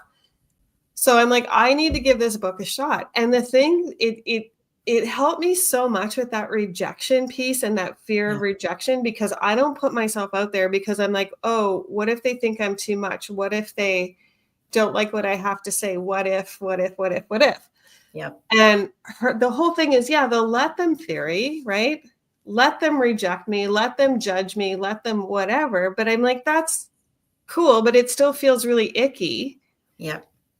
The other side of the let them theory, and I wish she would have called her book the Let Me Theory, because the other side of it is let me, and what can I control? Yeah. Right? So let them do what they're going to do, but let me really lean into what is my message? What do I want to share? How do I want to show up in the world? And let me show up in the world, because if we show up in the world connected to ourselves, just like our guests, and you can hear the energy coming out of them when they're speaking from their heart. If we speak from our heart, we become a magnet for the people that are meant to be in our lives, for the people that we're meant to draw in. That if they reject us, it's because it's not because of us. It's not because we're not good enough. It's because we've triggered something in them. We've triggered something in them that is now causing them to maybe have to take a step back and reflect on who they are and how they want to show up. Yeah. See, I was learning that at the same time as the lost piece of me, right? Okay. I'll explain it this way. I felt like 10% of who I was for years. And I know that Jennifer Dawn, one of the other ladies here in Blue Talks, she was saying how her father, going through dementia, the last week of his life, he had those memories. And he described it as like, there's the front version of him that's just doing things. And it's like the movie Inside Out, where you're behind this panel watching the screen of what's going on, but you can't do anything. And that's kind of what it felt like for me, is that the part that the world can see is 10% of who I am. And I felt like this very stupid version of myself that I don't want to use the word control, that I couldn't upgrade or grow. And so I'm like, I don't know who this person is. And because I changed so much, I didn't know who I was. And so it's like growing my identity and rebuilding and relearning my identity at the same time as working with the whole let them, like not taking the needs and expectations of other people, yay, perfectionism and all of that as kids, into the realm of who I am. And then at the same time, having to remember that I am worthy and what that actually looks like without my accomplishments. It's like all these little layers that I didn't know how to put together and I didn't know how to name. And this, okay, I'm going to get super close. This is why we need to share our stories. When we share our stories, it allows other people to learn a language that they don't have yet. And it's the language of experience and emotion. Okay. So like when I'm having these conversations, they're sharing their stories, you're sharing your experience, we're learning from everybody. And so now I'm finally developing a language in which I can describe what's going on. When I can finally describe what's going on, I can ask better questions. When I ask better questions, I get more focused answers. When I get more focused answers, I feel less overwhelmed and I can finally make progress on the things that I was trying to do. And it feels like this big roundabout way of describing what's going on. But many of us are going through this. We need to find what it is that we need to grow. And if that's 1 spot, 2 spots, 10 spots, we just need to bring it all together. So it feels like we all need to, and I know I've done it, but it feels like it's this journey that at some point in our lives, those of us that are willing and open to it, we have to go on this journey to kind of like pick up all of those pieces that we left along the path at different things that happened to us, and mostly trauma things, right? Where it's like you left a piece of yourself there and then you move on and you left a piece of yourself there and you left a piece of yourself in this relationship that at some point in time we have to go back as the grown-up version of ourselves, the better version of not the better version, but the grown-up version of ourselves that has a better frame of reference than we did when we went through that experience, and go and pick those pieces back up and bring them back into us and learn how to love those pieces too. Sometimes that's hard, is learning how to love the broken pieces of us. Yep. Exactly. Okay. What wonderful timing for our next guest to be in the background. We laugh, we cry, we do everything here. So, Denis, we do see you in the back. Whenever you have a moment, just turn on your camera and then you can give me a thumbs up whenever you're ready to join us. Because currently we do not see you and we do not hear you. Sometimes actually that can be a tech issue. So if you need help, just private chat. Oh, okay, there you are. Are you ready to join us? Thumbs up? Okay. There's a different setup on here, so it was at the bottom instead of on the screen. So yes. You were listening into a hard part of the conversation because it was really interesting. Thank you. Oh, and I don't think Lisa and I are done. We'll probably just continue later, but it's your time now. It's your time to shine, Denis. How good. So Denis, the way that I normally love to start these conversations is I like to ask a question just to shake up all the auto responses that we tend to hear in an interview. So are you ready? Listen, I'm ready. Ad lib is always good. It's always good. Don't worry. There's no wrong answer to this. So Denis, if you could have other people describe you in 3 words, what would you love those 3 words to be? Godly, wise, and loving. I can't write that fast. Okay, godly, wise, and loving, you said? Yes. Okay. I feel like he studied for this test. I know. That's my life. Life's the test. Sometimes it feels like a test. I'm just like, we're not going to go into typical questions. We're just going to ask you this random piece that goes really deep. Well, I'm a deep person, if you've heard the conversation before you. So Denis, what I really want to know is who you are behind the business, which is what this question is really about. You said godly, wise, and loving. That tells me so much about who you are as a human being, as well as how you're going to share and talk about your core message. So if we use those same three words, the godly, wise, and loving, how do they play a role in the core message that you have for people? Well, I think it really is. It's the premise. It's the purpose in everything that I do. I want people to understand who God is, what He's done, and the fact that He's the most practical advisor as to how life and business works. It's all there. I was blown away. I didn't come to realize this until I was 20 years old, but once I got it, and it's been amazing to see. People have such unfortunately, a warped view of who God is and the things He's done, but God loves us. God's for us, and He gives us the principles to live. All the teaching that I've done on stage for the last 45 years in a business that doesn't allow you to talk about your faith or beliefs, it's all been strictly straight out of the Bible. And people who are believers, they say, "Hey, you're a believer, huh?" And I said, "Yep." And people who aren't believers, they say, "That's fascinating. I haven't heard this stuff before." But what it is it's just so true. It lines up with reality, and that's what I want people to realize, that it's not some crazy mystical weird thing, but it's about real life. It's about the reality of how life works. And so what I want to be able to do is help make sense out of life. But that's just my foundation. That's my resource. That's where I get everything. So, okay. I have so many questions. I will say right now, I'm not one of the ones who are believers, but at the same time, I do understand that there's so much knowledge and so many insights in all kinds of religious books, all kinds of religious teachings, that there's so many core and foundational understandings there that do need to be talked about.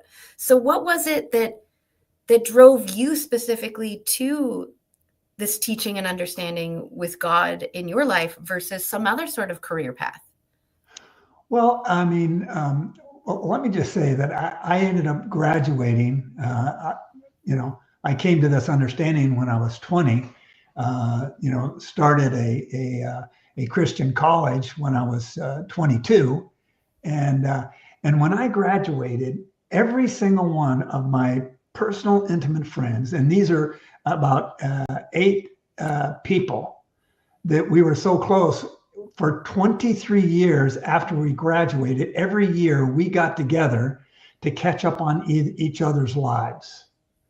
And we're still very, very close today.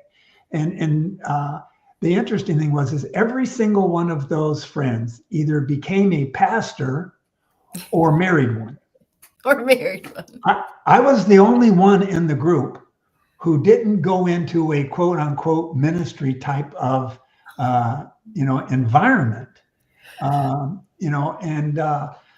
because I just thought, if the pastor says something, people say, well, of course he says that, he's a pastor, but I'm thinking, I want to be able to share people the truths of how life works, so that, to hear from somebody who's successful in business, because if God is true, and God is right, then if I do, He'll give me success. Now, it may not be in position, possession, and power, but He will give me success. And so I think, okay, I'll just use the business world as my platform to relate truth rather than the church. And and it's fascinating. When you look at our Western culture today, basically all the things that we strive for and want in our Western culture today, where did it come from? Where did human rights come from? Where did personal rights, where did women's rights come from? Where did all these things come from? It all came from the foundation of the Christian church. Richard Dawkins even, he says, well, I think I'm a cultural Christian. Now, here's a guy who was against everything, and he's not a believer either.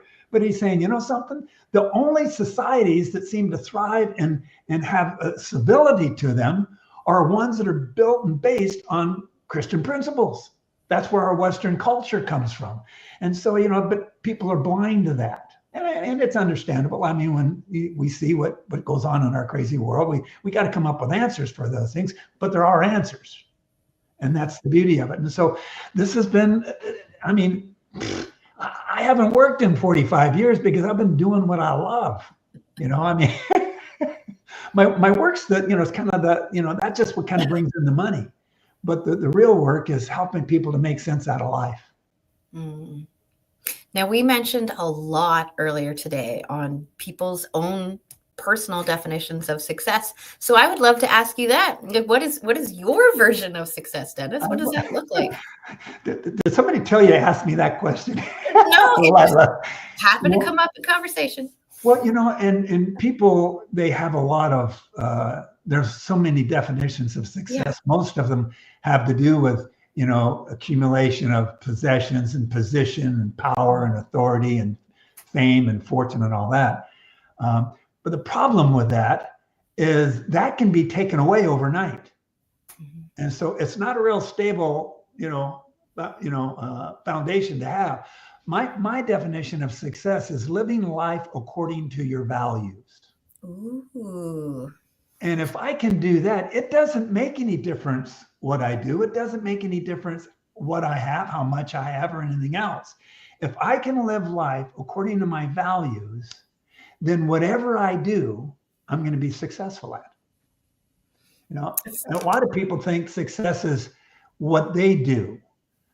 Success, what I do isn't my success. What I do are my accomplishments. My success has more to do with what others do as a result of what I do. Mm-hmm. That's my success is in them. I mean, I've got 250,000 people on my team, my personal team. I've got over 300 people in the top 1% income bracket. That's my success. That's my reward. People say, how'd you do? Well, ask those 300. that to me, I mean, nothing gets, think about it. And, that's in the business world, but how about if you're a pianist, a master pianist, you played at Carnegie Hall, right? And you get standing ovations and it's incredible. And now you've got your daughter and you teach her how to play the piano. Mm-hmm. And she becomes, a professional. And then she plays at Carnegie Hall and she gets the standing ovations. Which standing ovation means more, yours or hers? Oh, I'm already feeling my heart swell. I'm like, oh my God, she did it. Isn't it true? See, that's what it is. See, it's not what we do, it's what others do as a result. That's where we leave the legacy. It's what have we learned and accomplished and been able to do so that we can impact and influence other people. See, people think that it's all about me. I mean, listen, that's our life. Look out for number one. If it's going to be, it's up to me and all this kind of stuff, right? And so we've got to do everything we can to look good and be good and do good and all these kind of things. But it's not about us. That's the countercultural principle that I've built my life on. That it's not about me. I mean, think about it. Nature teaches us this, right? Rivers don't drink their own water. The sun doesn't give heat for itself. Trees don't produce fruit for themselves. Flowers don't create a fragrance for themselves. They take all that they have, all that they possess, and they create something for others. A symbiotic relationship with the community and service around them. And there's the secret of life. Zig Ziglar, Jim Rohn both said, if you help enough people get what they want, you get everything that you want. Yeah. And I'm thinking, and I've seen that to be true for me. That's where it is. So my thinking is, if I can build people, people can build a life. People can build a business. My My drive is to let me build people and make sense out of life for them, understanding their potential, because it's not nearly as difficult as they think it is, right? And if I can instill into them principles that will help them to maximize their potential in their life, wow, what a reward I have. Dennis, I want to turn this around, because this is what I do. I question people. Good. But I want to turn this around a little bit, because I love everything that you're saying, and I think we are here to be of service. But when you give people the tools and you do everything you can to inspire them and do all of these things, and so, Laura, the concert pianist that has trained her daughter, and her daughter is like, no, I don't want to do that. I'm going to go play in a rock band, right? Like, where does that end? Because, other people's success, is it dependent on them doing what you say? Oh, heavens no. See, I'm so glad you brought that up, because, it's such an excellent point. And we see the unfortunate consequences of that in family relationships. Mm-hmm. See, we want to, there's an old proverb that says, raise up a child according to their way, and when they're old, they'll not depart from it. But what people miss on that is it's raise up a child according to their way, not your way. My goal isn't for them to be what I want. My goal is for them to maximize and be who they are and what they want. So that's the turnaround. I mean, why would I want somebody to play baseball if they're a basketball player? I mean, I want them to maximize their basketball skills. Maybe I love baseball better, but that's who they are. So that's the drive. It's helping people to get what they want, not what I want.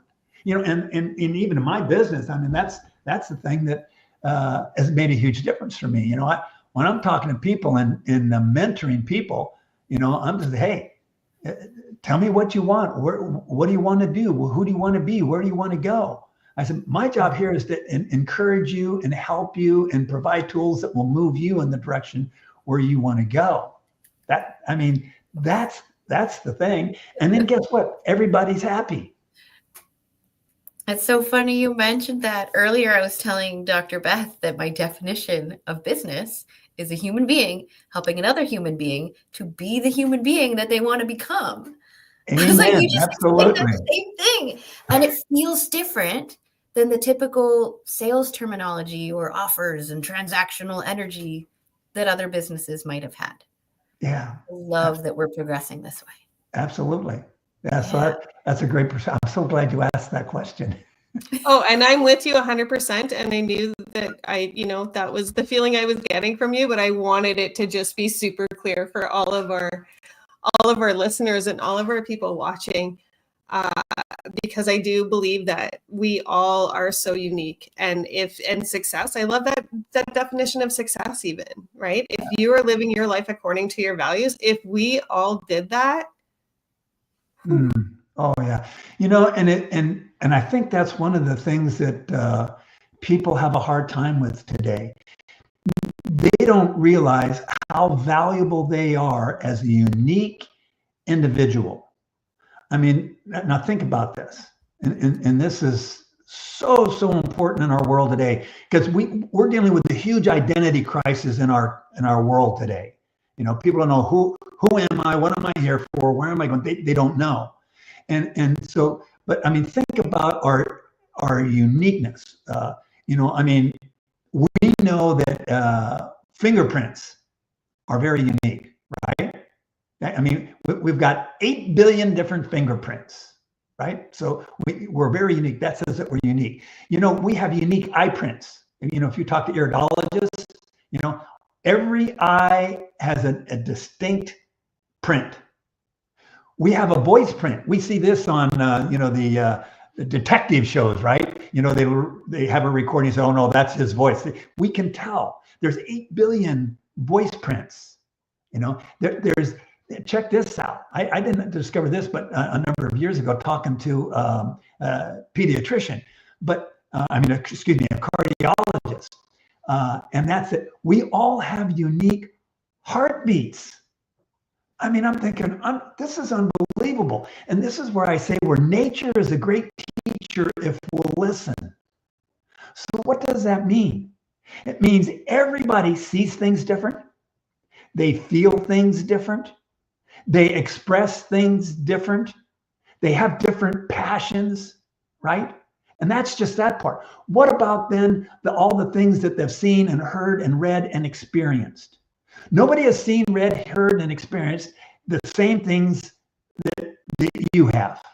So therefore, you have a perspective, a visual perspective, an expression, perspective that nobody else on the planet can have. There's no way, because they're so totally unique. So therefore, every single person has value, because we have value to participate and give our perspective that nobody else has. And that could be the turning point that flips the switch that causes somebody to do something, as a result. So, Jim Romany, he says, each of us need all of us, and all of us need each of us. And that's why, because we each have something valuable, because there's, if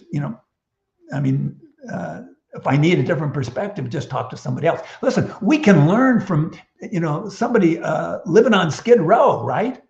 I mean, if you just learn to ask the right questions, we can learn from anybody if we just ask the right questions, so we just need to learn it, but it's in there. It's in everybody. And what I want to do is I want to bring that out. I want them to realize how unique, how valuable they are. We each have different talents, skills, gifts, and abilities. And those talents, skills, gifts, and abilities, it's not for me. It's not for my image. It's for me to utilize in serving others. I mean, what's the master deal? If you want to be the leader of all, be the servant of all. And a lot of people don't like the idea of being a servant. They want to have a servant, but I just say, but a servant is someone who's excited about helping other people succeed in who they are and what they want to do. And if you look at it from that perspective, see, then being a servant is very powerful. See, and that's meeting the needs of other people. Most people are concerned about my pain and my needs, but what we really need to do is be concerned about the pain and needs of others. If we do, everybody wins. It's the law of reciprocity, right? Exactly. Yeah. What what you're throwing out there, you're going to get back, and it might look different the way you get it back. But I think sometimes people will look at that and they'll be doing nice things for other people, but they're doing it with the expectation of what they're going to get back, instead of just doing it for the sake of doing it. Yes. I think also too, because I'm also old enough to remember a world before internet and and social media, but I think there's such a thing out there now. You talk about like the identity crisis and who am I, and it's natural to compare ourselves against other people, and it's natural as humans, we want to belong.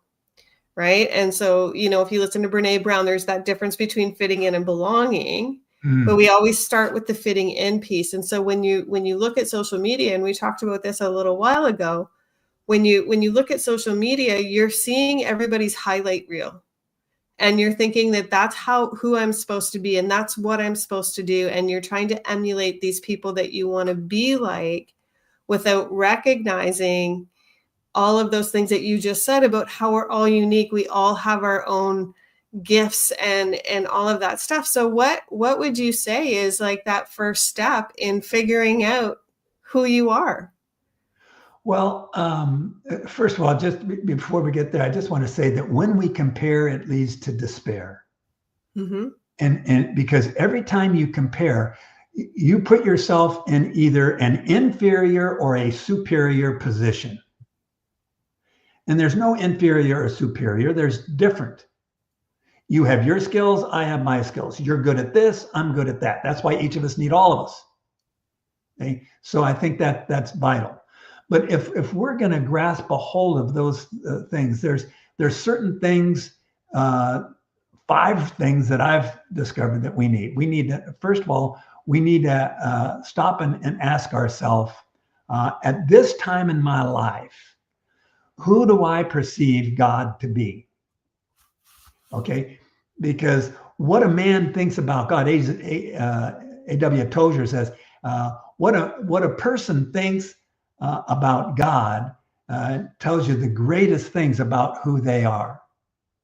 And so so when we say, okay, who is God?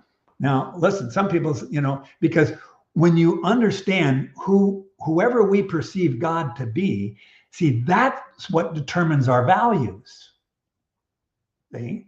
And so if you're Islam, that God, that determines their values. The Christian, that determines their values. The Jew, that determines their values. So your God determines your values. Somebody says, I don't believe in God. Well, then that means if you don't believe in God, then that means you're God. Because who's in control? Who has the authority? And so if there's no God, then that means you're in control and you're in authority. Now, if that be the case, you got to ask yourself, how you doing?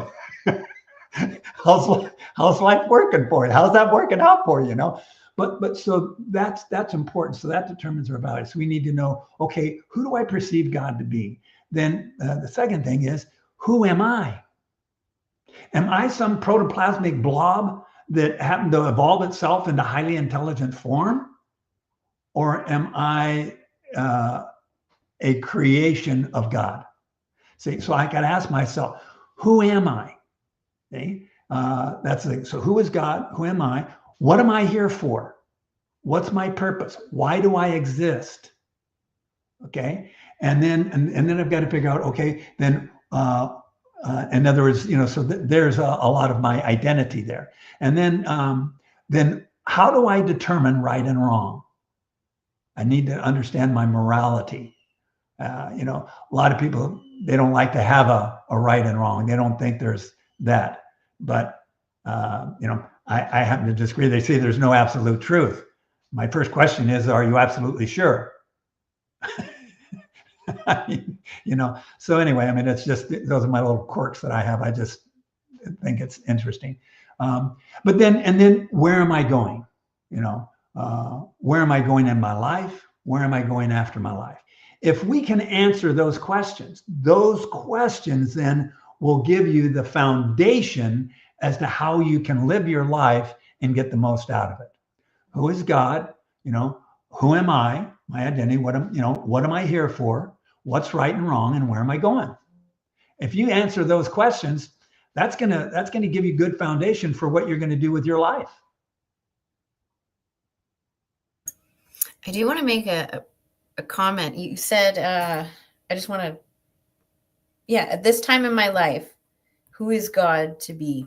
I kind of paraphrased there, but, and then you mentioned that there are people who believe in different types of gods, depending on which religion you are a part of, you have different faces as your gods and that kind of stuff. And then the people who don't have a face to their God. I'm one of those people who don't have a face to their God, but at the same time, there are so many nuances in what that means for a human being. So I love that question, because to some, God means universe. To some, God means spirit. To some, God means the oneness. There are so many little subtleties to this question. Yeah. Because it really does focus on the value system that you believe in. And I think that ties really nicely into my definition of spirituality, which is really just a set of beliefs by which you guide your life. And you can take those from religion. You can take those from science. You can take those from family, from culture, from everywhere that influences us. And you put them together in this tiny little rule book we call our life rule book. And then we try to figure it out as we go. Yeah, it's so true, and I agree, but see, my thinking is that if there is a God, if there is a creator, okay, in other words, we either some protoplasmic blob that evolved out of from non-intelligent matter into highly intelligent form, or someone created. So I just I'm an odds man. I'm going to go with the greatest odds, and so when I look at what's been revealed. What are the odds that non-intelligent matter could develop itself into highly intelligent form that has so much design and meticulous? Everything is in order. That's just take a look at the universe. So my thinking is that if God is God, God has revealed Himself. He's revealed Himself through the universe, the design, the order, there's all that's there. So I think he's revealed himself through the universe, through creation. He's revealed himself through the Bible, that he chose men to write his message. A lot of people have a problem with that. They say, well, that's just man just wrote that. Well, listen, if man, has the control of all the stars and everything that exists, if he's put order into everything, why is it so difficult? If God created, the something from nothing, then why couldn't he create the impressions in a man, a human's life, to be able to write down what he's thinking in their style, in their personality? So I have no problem with that. And then the greatest one was I believe he revealed himself through Jesus Christ. That was the greatest revelation of mankind as to who God was. Now, a lot of people say, oh, he was a good teacher. He was a powerful man. Obviously, he was influential. We got 2.7 billion followers of his today, and he started with 12, kind of run-of-the-mill, they weren't brilliant scientists or anything at the time, and he transformed the world. So he revealed himself to us, and I mean, he claimed to be God.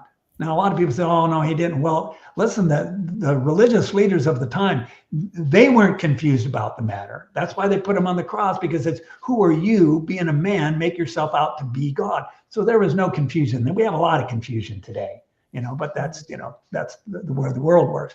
So he revealed himself. So when you look at who he was, what he did while he was here, what he said, I mean, there's no way he could be a good moral teacher. No way. Jesus, it's impossible for him to be a good moral teacher, because a good moral teacher wouldn't have said and claimed the things that he did.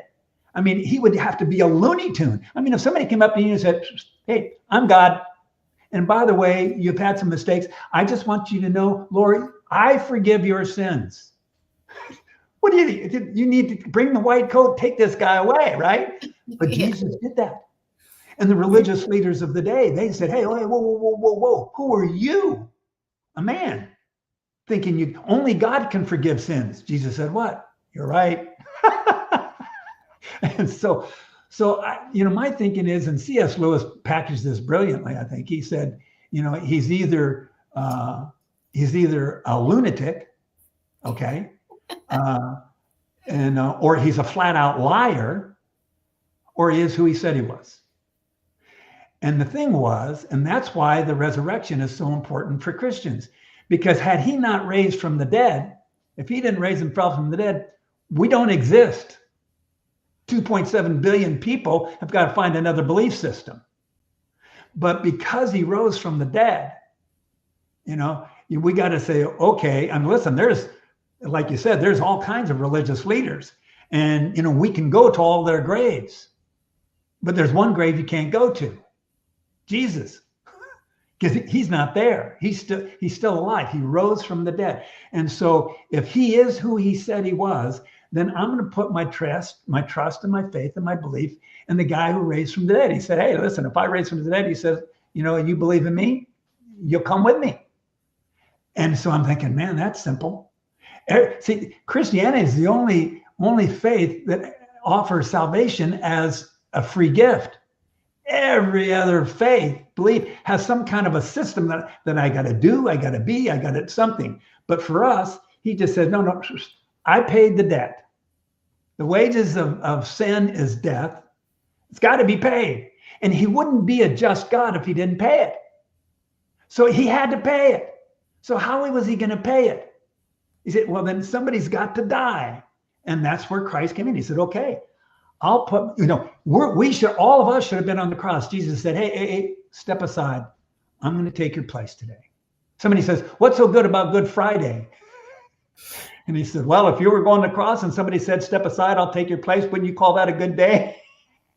And so that's the foundation of my belief system. When we look at what he did with what he had, I mean, he's the most phenomenal human being that ever existed. That human being just happened to also be God. And that's why he had to become a human being, because God can't die. And so he said, okay, well, then I'll become a man so that I can die, so that I can pay the price, so that the judgment will be executed, and then I can bring everybody on my back. So what I'm hearing, I'm just to sum it all up. Okay, what I'm hearing is that when you finally do understand like who is God to be and like which belief system, you're choosing a collection of values. Yeah. So how do you help people? Because you said that you take these teachings and you use it in a business sense. Yes. So then how do you take this set of values and help people use them in their business and on that business side? Like, because I know some conversations say, use your personal life and shove it over here, and your professional life, shove it over there. How do you blend those two so that they are so authentic that people get magnetized to you? It's so true. And what you're saying is true. It's not this life or that life. It's one life. One life. Mm-hmm. And it's blended. And it's just following the principles. And this is where I think that, people think religion, and then they think, different, laws and rules and all this kind of stuff. But God gives us the principles to live. The Bible is it's the greatest manual for life and living. I mean, when I teach, I mean, listen, I can't talk about faith or God or my belief system from the stage. Yet I've been one of the most sought after speakers in my business. I've been to 50 some odd countries and huge events. And so, but what people don't realize is that everything that I teach comes straight out of the Bible. Everything in my book, all those 45 principles, they all come straight out of the Bible. But the thing is religious people want to put an address to it or attach God to it. My thinking, Jesus said, I am the truth. I am the way. I am the life. And he says, thy word is truth. So I just share the truth. Let God take care of the rest. So, I mean, if we want to know about our attitude, the book of Philippians is the most brilliant book ever written on attitude. It was written by a guy who says, rejoice in the Lord always, and always give thanks and always be grateful. Who was writing this? A guy who was in prison, getting ready to die.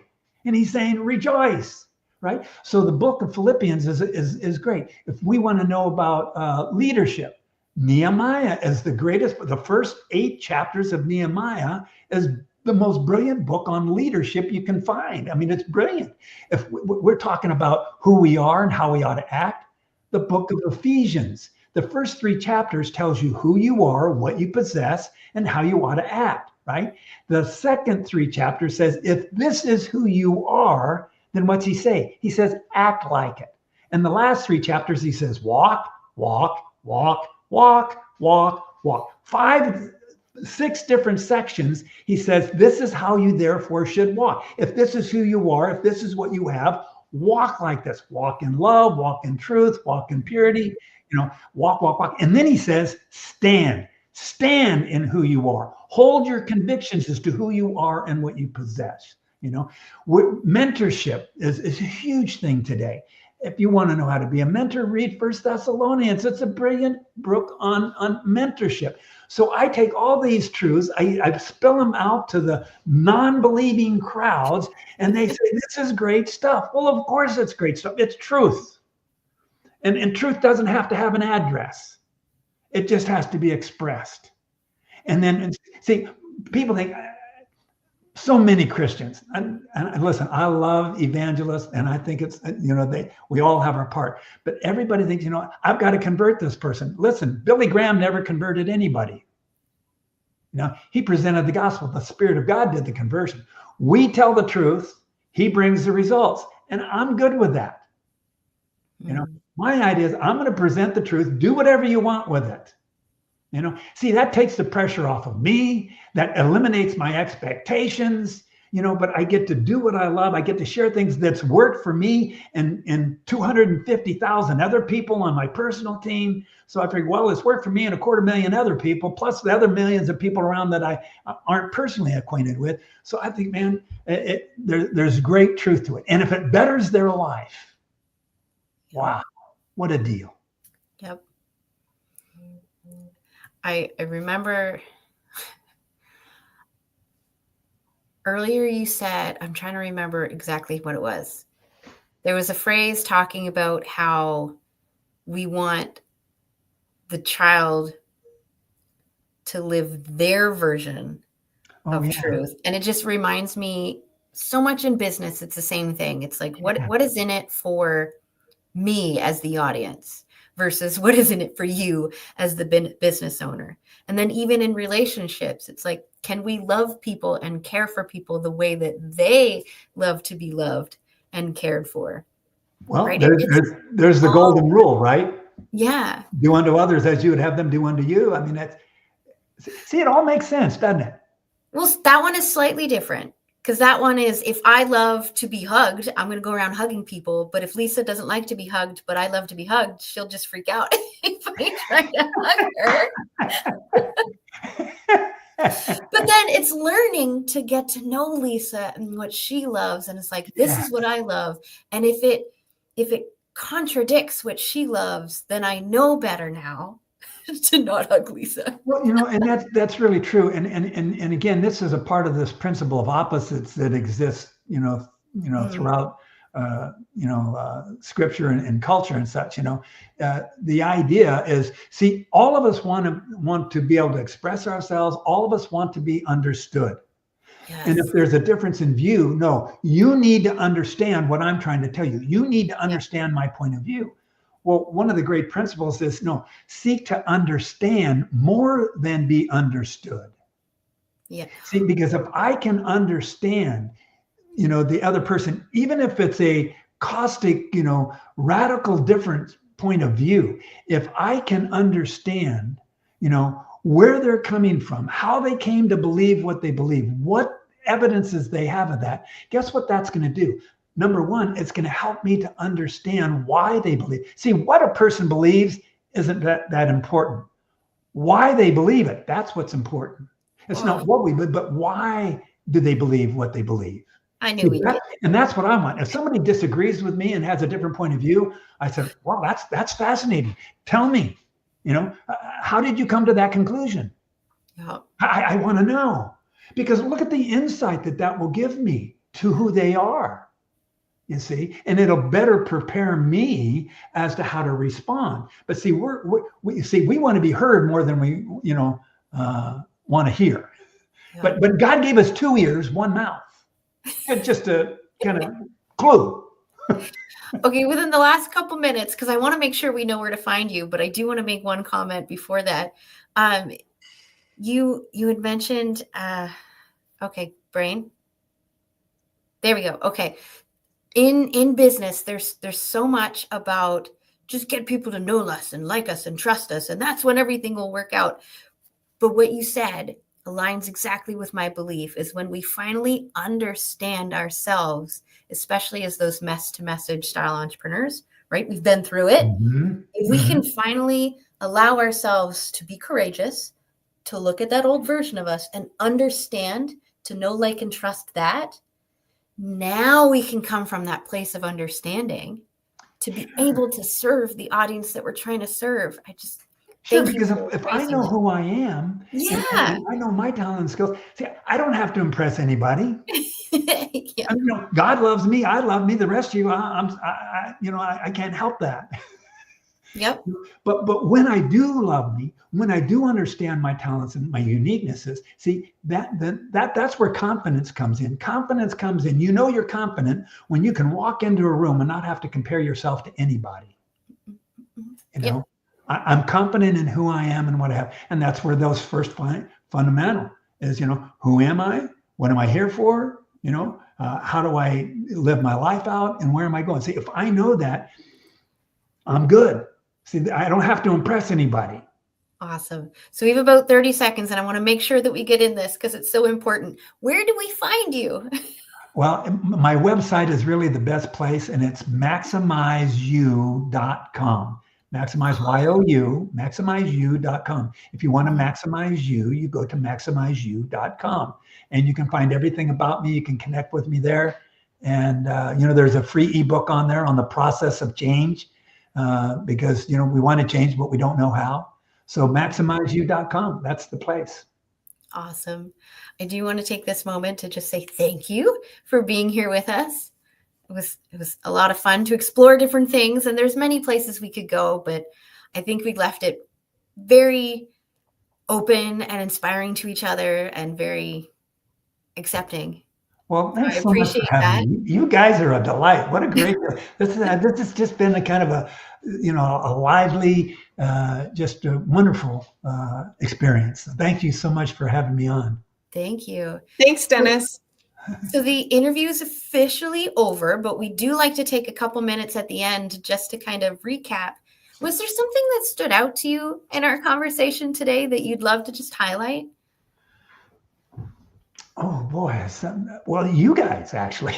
Oh, No, I mean seriously. I mean, I don't know what kind of preparation you had in coming up with the questions, but I think that, and I've been on dozens and dozens of different podcasts, but to have a host who is just themselves, and then just bringing up questions, the questions were great.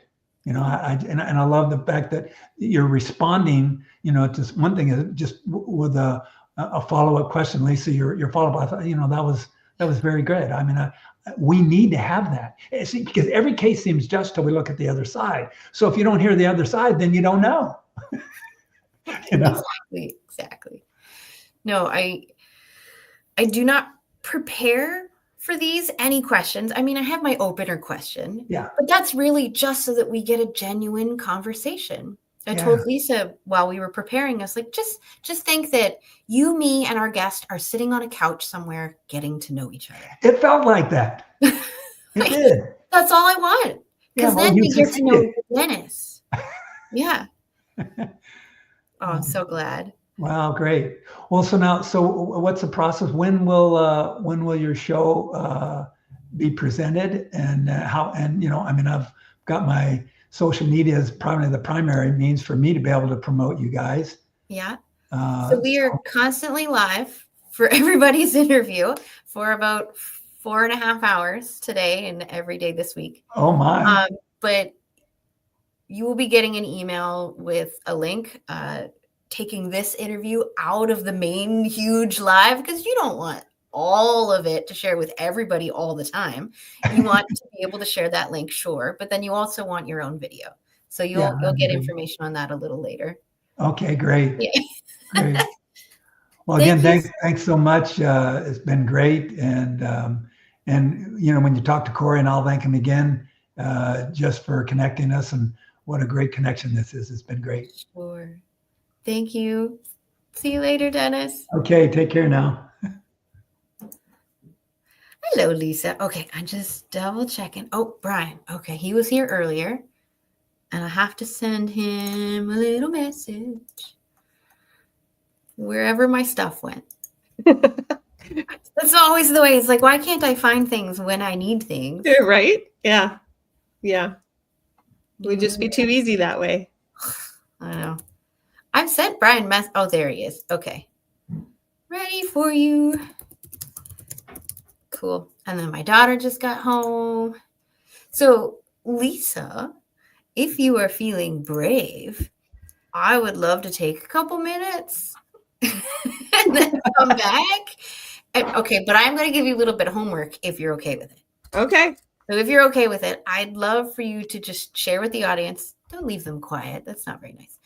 Share with the audience something that stood out to you today, maybe an insight that you had, maybe a recap, just something. You think you can do that? I think you can. I think I can do that. Okay, then I'll be back in like 2 minutes or less. Okie dokie. Okay. All right. So for those who've been listening all the way through, and I don't necessarily expect people to do that. It is a long day, but I love how I don't think there's a plan as to who the guests are. So there's no real theme that shows up. But I think for today, what I'm finding is we've talked a lot about success. We've talked about people's definitions of success. We've talked about people just being true to them, being of service. how they serve others. So again, it becomes more of that transformation versus that transaction. So when we think about when we're in business, why do we do what we do? I often will say there are a million ways to make $1 million. Why do you choose to do what you do? To make money, to bring money into your family. But then more importantly, Dr. Beth talked about how she doesn't binge watch TV shows. She does research and she writes chapters for her books and she does all of these different things. And it doesn't sound like she's doing them because she feels like she's supposed to or that she has to. She's doing them because that is the way that she's serving. That is the way that she is serving her audience and her clients.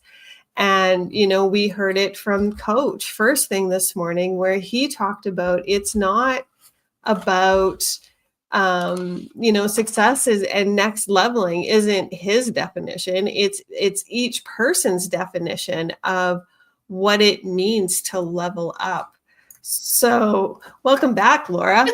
I was just going through saying how I think it is just so interesting how I don't think that the guests are like pre-picked to all be on the same show together, but there always seems to be this theme that flows through. And I think today is really about success and people's version of success. And even going back to Coach saying next level is not his definition of next level. It's whoever he's working with.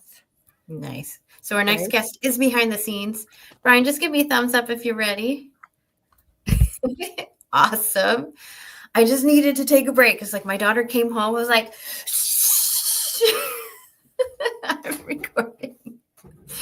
How are you? Oh, you're on mute. I'm wonderful. How are you? I think after this, I'll be able to stretch my legs and have some fun. It'll be great. I love that you're a hunter, and we use the crock pot here all the time. I mean, when you have a family, it's absolutely wonderful, and then you learn to make double the recipe so you could freeze some so that you could have it for later. But chili, orange chicken, best orange chicken, simple recipe.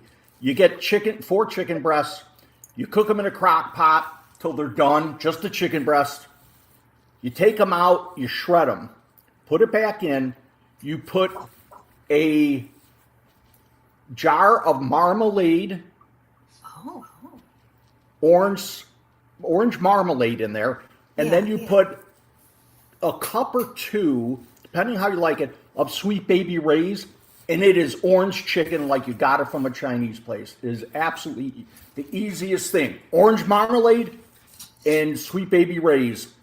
Unbelievable. We'll come back to that in a minute. Just a little tip, because I love cooking. Actually, for the Super Bowl, I made burnt ends. So that was fun.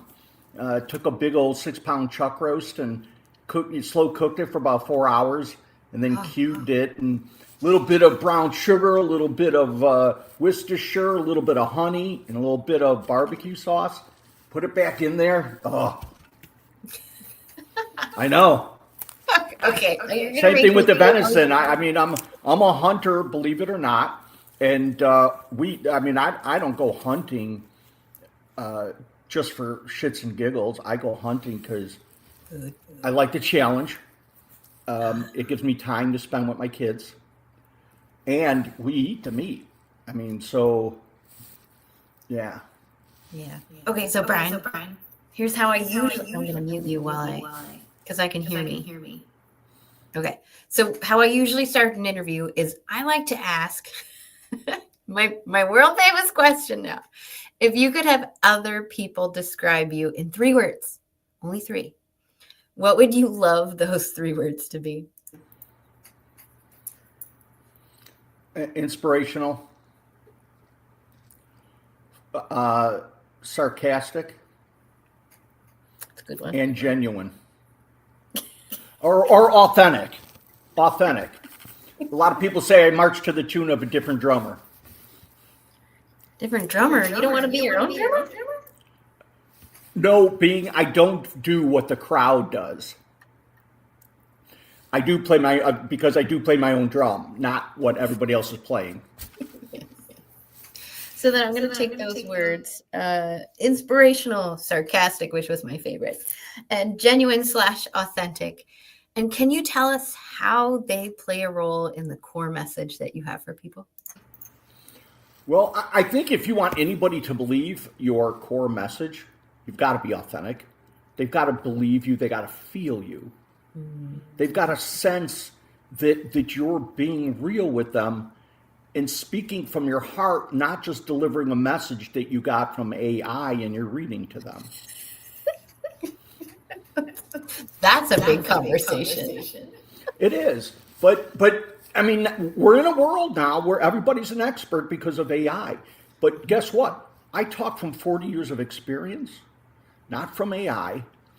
And I talk from thousands of wins that people have experienced due to what I do, and thousands of opportunities that have been created because people are willing to listen and change and have that desire. So that I think that's where the importance starts of being authentic and being real.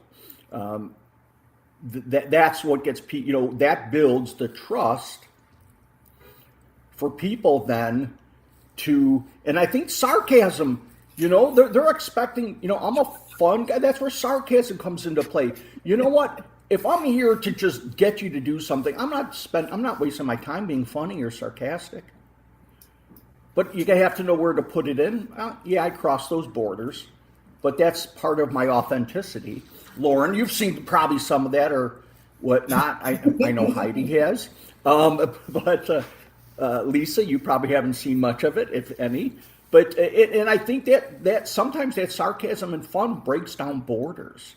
It breaks down that this look, like where people are just wondering, is he real? Is he genuine? Does he really know what he's doing? Is he? And it exposes a little bit of vulnerability, I think, when you are sarcastic. And I think all that leads to being genuine and being real. I'll tell you a little story that ties right in. Oh, I'll mute at the same time. So I had a picture come up on my phone of when my daughter was a young kid. And I was like, oh, do you remember when you dressed up as Ronda Rousey? And she's like, do you remember when you killed that plant? Okay, but it was so good. I laughed so much because what it showed me was that she had enough intelligence, knowledge, understanding of me, the situation, the photo, like just all of it, that she could intellectually navigate all of that and make me laugh. I was like, that takes skill. So I applaud your sarcasm. Thank you. And more importantly, she felt comfortable enough and trusted in your relationship with her that she could say that and mom would be okay with it. And they will push the bounds. Why? Because I have gotten looked at and said, she's got your sarcasm. Do you see what you've done? Or he drives like you. Okay, guilty. But you know what? Because my kids are the same way. And sometimes, most of the time, you just have to laugh. Because if you dish it out, you better be able to take it. It just is such a precious moment when your kids start dishing it back. Mm-hmm. It really is funny. And that builds a relationship that others don't have and may never have. Or they don't, and they don't understand either. I think, and I like the sarcasm and I think the sarcasm is because that's just who you are, right? That's just your whole persona.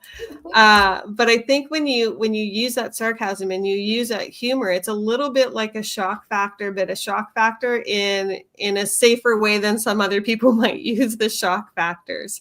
And I think it gives people permission to just be themselves. Well, I've had people ask my wife, or if I'm out with my friends, was he sarcastic before his injury? And they'd be like, oh, he was worse. Oh yeah. Yeah, nothing's changed in this man since I've known him since like third grade. That's been him since like third grade. Amazing. So then I said that we would come back to the orange chicken part. Here's your other weird yet slightly sarcastic question. What does orange chicken have to do with your message that you're trying to share with people? I heard Oh, sorry. When you guys were talking about crock pot recipes. So I thought I would help out. As a giver, I was helping out. Mm-hmm. That doesn't answer the question, though. Sure it does. It shows that I'm a giver and that I was watching you guys interview other people because I care about other people and their message. But what is your core message? Oh, what is my core message? Yeah. Almost my core message is I believe that all people have some form of greatness in them and have abilities they haven't even thought about, let alone tried. And that's why what I do, I'm the best at doing, because I drive human potential. I get stuff out of people they never even thought they had in them. Because most people don't know how to dream, stop dreaming, and have more self-doubt than they do self-belief. They have self-limiting beliefs more than they do confidence. For a lot of reasons, I'm not going to get into the reasons, or I can, but there's a lot of reasons, but I drive that out of them, and I get them dreaming, and dreams aren't nothing without action. Lauren, don't yawn on me again. Okay. I'm going to call you out. Know. Do not yawn on me. If I want that, I'll talk to my wife. Yawning for me is processing and energy management. Yeah, I'm calling BS. Yeah, I'm calling BS on that, Lauren. Nice try, though. I also have a breathing issue. Oh, yeah, me too. Well, open your mouth then. But I drive human potential. Real simple. I get people and it's about mindset. It's not about skill set. We could all learn skill set. I don't care who you are. You can learn skill set, but you don't start something unless you believe you can do it. Just imagine, what would you do besides yawn, Lauren, if you were told whatever you do, you will be successful at? Can you imagine that mindset? Well, I'm going to go build a shed. Well, you've never built before. I don't care. I know I can do it, and I'll be done. And give me 2 weeks. I'll build a shed. Or I could go. I'm going to start day trading. Well, geez, you know nothing about stock. I'll go learn. I built a shed. Yeah, I'll figure it out. I mean, if you believe you can succeed at anything, I think we all would approach life much differently. Definitely.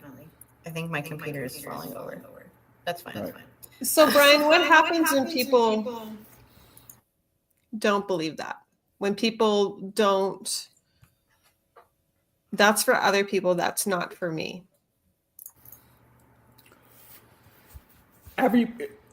People don't believe because of several reasons, and the biggest one is fear. And one of the next big ones is they lack self-confidence. So we start to put up these walls of this is not for me. We start to sabotage ourselves. I'm not smart enough. I'm not big enough. I'm not tall enough. I don't have the time. I don't have the energy. I don't. What have you just told yourself? I mean, 80% of our thoughts are negative.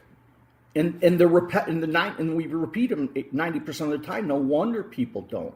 But you don't build confidence and you don't build self-belief until you start doing and failing.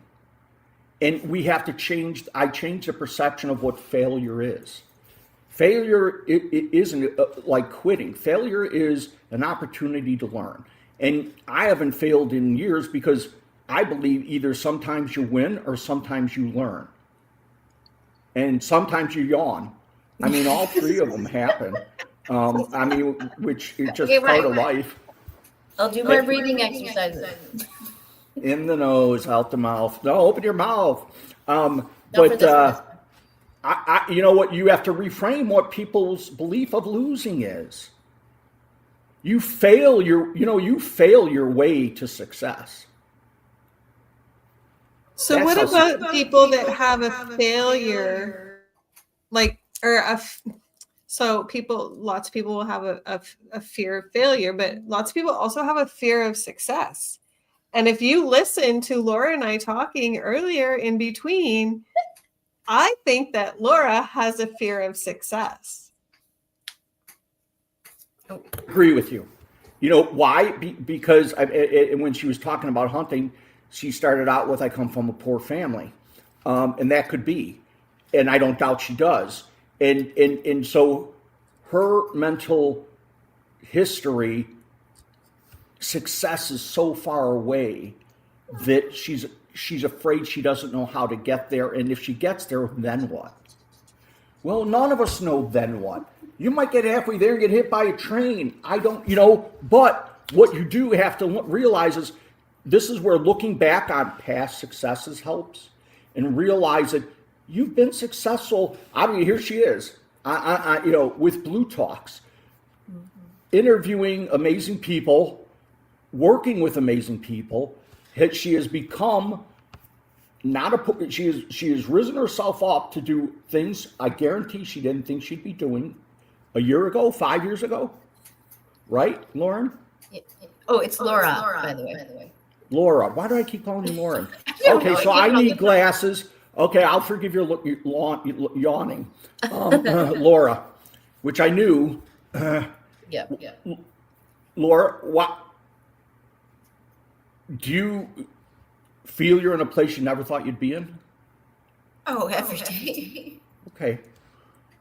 Do you really think this is where you're going to end up? No. Okay. So you've already made those steps. You've crossed fear 1,000 times. You lived in fear before you started to cross those steps.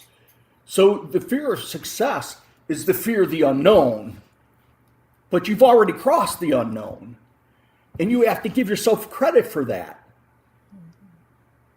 But we don't give ourselves credit a lot. And I don't mean in the wrong way of crediting ourselves. I mean, realize that you are worthy, that you are capable, that you can. So many people don't. Why? I was probably never told much of that by my parents. They were old school. I knew they loved me. I knew they supported me. But my doubts weren't by my parents. My doubts were inside of me. Yep. Laura's doubts didn't come from her. We could all, and people who live in that blame game, blame their parents for their lack of success, because my parents never loved me and told me I was going to be successful. Well, your parents aren't the ones out there making decisions today. That's you making decisions today. I don't care what you come from. I mean, it's about where you want to go, who you hitch yourself to, how much pain you're willing to take. Laura's taken a lot of pain. Laura's hitched herself to a lot of good people. And she's going to have to hitch herself to other people to keep going in the direction she wants to. But you've done that already, Laura, and you've succeeded. But you're not done. You just got out of the gates. You're so young. I mean, I have underwear older than you. And so you've got a lot of success ahead of you. Part of me wants to ask how old your underwear is. I just turned 40 a couple weeks ago, Brian. So. Really? Yeah. Wow. I never would have guessed it. I get that a lot. I try actually to look my age, but this isn't about me. Why try to look your age? And when you talk about my boxers or briefs? You're killed. Or mesh. I mean, in case it's real hot. I know. So, Brian, I love this conversation about, I just want to quote you, all people have greatness within and the drive for human potential. Sorry? Absolutely. Yeah. So the question around that, I'm just going to mute you again, just because of the echo. The question around that is, what do you tell people? Because imposter syndrome came up a lot today. The definition of success came up a lot today, and I know we asked you about that. What do you tell those people who are mentally in that emotional state that says, I might not be worthy for this. I might not be enough for this. How do you get them at least to a neutral point? The ultimate question, why? Why do you think that? Yeah. Right? I mean, why do you think that? I have to know why you think that. And then I have to go back and address that why, and then go back and say, look at, well, you say that, but most people I work with are in a better place already. So they've succeeded at a lot of things they just don't realize they've succeeded at.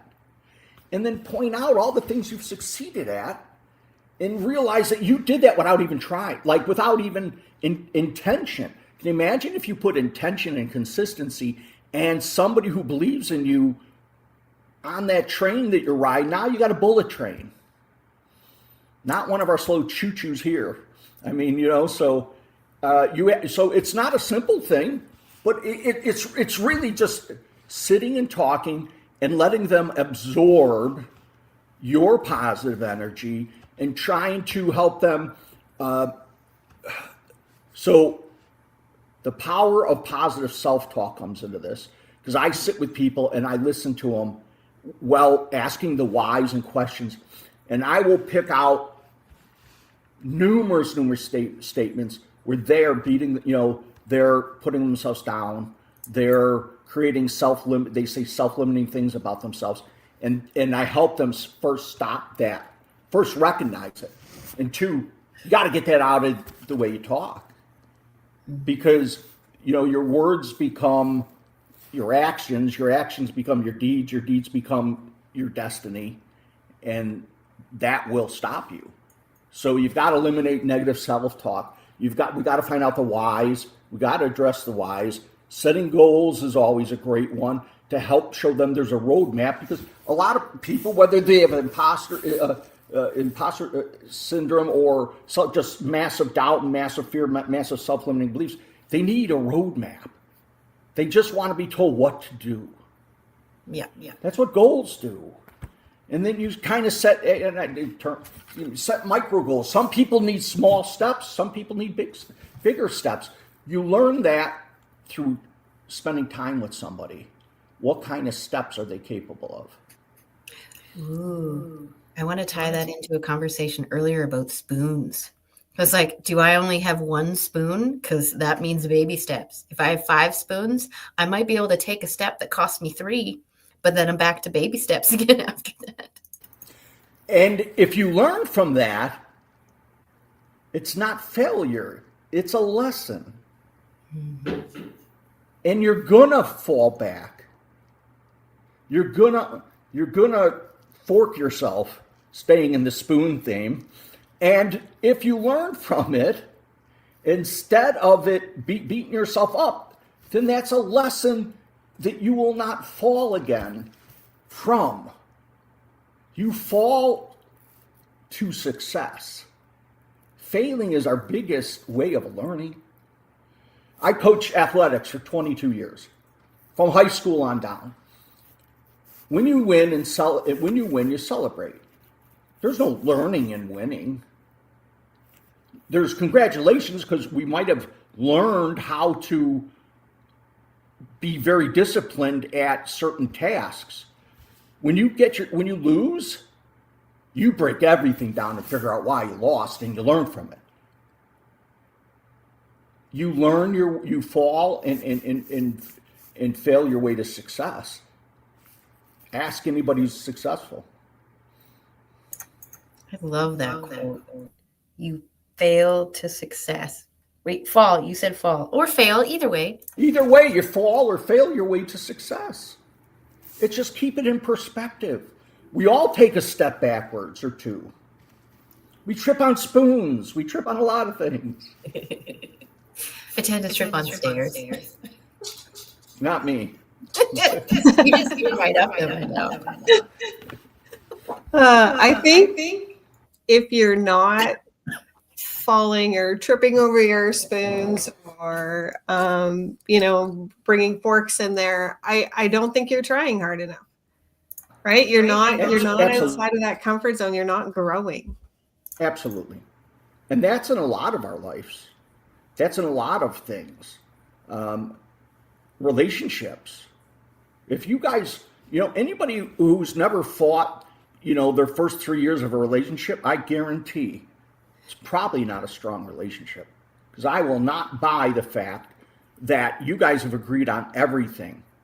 One of you is a pleaser. I guarantee it if you say you haven't fought, or you're lying to me. I've been married 35 years. I'm a C6 quadriplegic. I got hurt in 1979. My story, before technology, before anything, my story read like a Stephen King novel. The statistics for what my life was supposed to be was horrid, and I busted through every one of those and still am. I'm married 35 years, and yes, she is still smiling. I got to make sure she's not around so I don't get whacked. And if anything, if I've learned anything after 35 years, we're always working on me. But that's okay.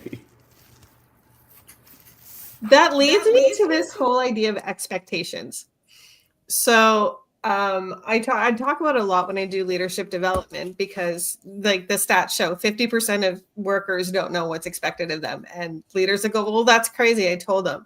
But if you think about the last disagreement that you had with anybody, chances are it's because there were some expectations that were not met. My next question is always, were those expectations made known? Because how often is that you should have known? Expectations are so critical. And most people in business, their expectations are not even close to being realistic. And that's because of social media and media out there. It's portrayed. You watch these people go, get 300 leads in this week. It's easy to do. And turn those 25% into clients. No, not going to happen. You were just lied to. I don't care who says it. Half these things out there, they're lying to you about, and they're building your expectations up. I talk real. I talk real to my kids. I talk real to my wife. We both talk real to each other. The problem today is people don't talk. And if you're texting back and forth, even in business, and sending emails, you cannot express expectations properly. I don't care how good of a writer you are. People will not learn the way as quickly as sitting down and having a conversation where I can give you an example if I'm confused. So I read your email and it's very detailed, but maybe a couple things I'm confused on. Now what? Now I got to send you an email back saying I'm kind of confused on this. You might get back to it in a week, or we'll talk later. But having the art of conversation is dying, and it is slowing people up, creating a lot of bad and lost expectations.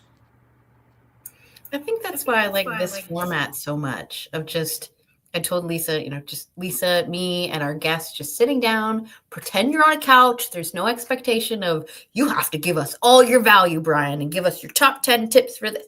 No, it's let's get to know Brian and his message and his business. And that stuff naturally comes out in the conversation. And if it comes out naturally, then that means that people are actually ready to hear it versus you just pushing it on us. Absolutely. And it is extremely difficult to be sarcastic in a text or an email. It just doesn't work the same way. It does. It's just never taken the right way.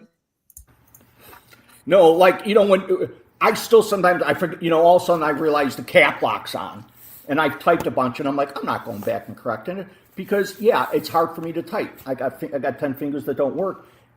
Things are difficult. And then sometimes like, were you mad? Now this is years ago. What do you mean, were you mad? Well, you typed in bold. Well, yeah, I had the cap lock on, and then I stopped in the middle of the sentence because I realized it was on. Oh, okay. Well, if you type in bold, it means, really? Your generation is not right. Because it's just a typed out message, and guess what? Half the words you send me aren't even full words. Right? I mean, everybody talks in code. And so, but look at what's lost in translation. Texting, emailing. We have a friend that sometimes will send the message, "What do?" And I'm like, what? It's like, you don't make any sense. Lauren, I could see you typing and it's comma, YAWN, comma, go on with your message. YAWN, let them know, yawning at you. I'm tired of reading this crap. I think everybody here is at least used to me enough to be like, that's just normal Laura. Also, I used to do a lot of gasping. It would sound like in the middle of things. And then people thought I was freaking out or having an issue. But one of our other guests, Ani Papazian, I think I'm saying her name right this time. She taught me some techniques to help calm that down, which is kind of sort of what I was doing earlier. And then it helps me breathe a little better and stop that kind of stuff. But that's just me, Brian. You know what? A shot of whiskey helps that breathing too. Irish whiskey. Irish. And I'm glad you said gasping. I thought you said gassing. And I was like, yeah, that's probably not really good on camera. No. So, Brian, I want to just switch directions a little into the ways that you have decided to share your message. But I want to ask it slightly differently. You as a human being have a certain personality type, certain likes, dislikes. Why have you chosen the methods that you have chosen to share your message? I have followed successful people and sought the advice of successful people that are way more successful than me. I'm a believer you don't want to be the smartest guy in the room. That's why I invited a lot of places, because that ups their ability to be the smartest guy. I don't have to worry about that. And these are methods that they've used and found the best way to utilize them, and have taken all the hits and falls and forking that I don't want to take. So why not follow that person that can smooth your path a little bit and follow their advice? And let's be honest, I mean, for me, it's a little bit easier, and the mass people that you can be in front of versus years ago where what did you have? You had to meet people in person. Before technology, back in the 70s, late 70s, back in the early 80s, there was none of this. We didn't even have cell phones. So, how did you meet people? You went to events, but there weren't networking events. You met people at church. You met people at weddings. You met people at events. You went to block parties. You met, there was no email list. You had your Christmas card list maybe. So, with technology, we've moved forward and found ways to mass produce certain things and to reach mass amounts of people. Of course, that's opened the door for everybody, the good, the bad, and the ugly. They all have a huge platform to play on. So. Yep. So you speak. Do you also have a book? So yes. How do I get my message out? I speak. Why?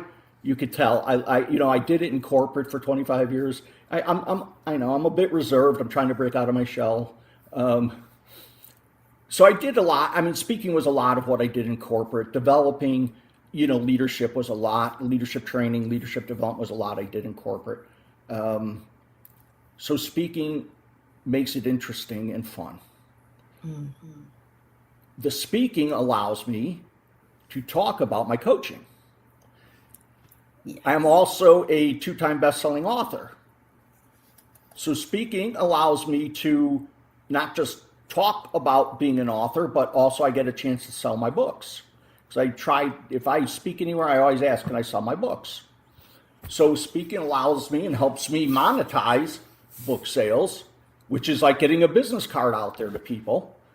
It helps me talk about being a coach and being there to serve. I'm a big believer in servant leadership. So it helps me reach out to people to let them know I'm here to serve.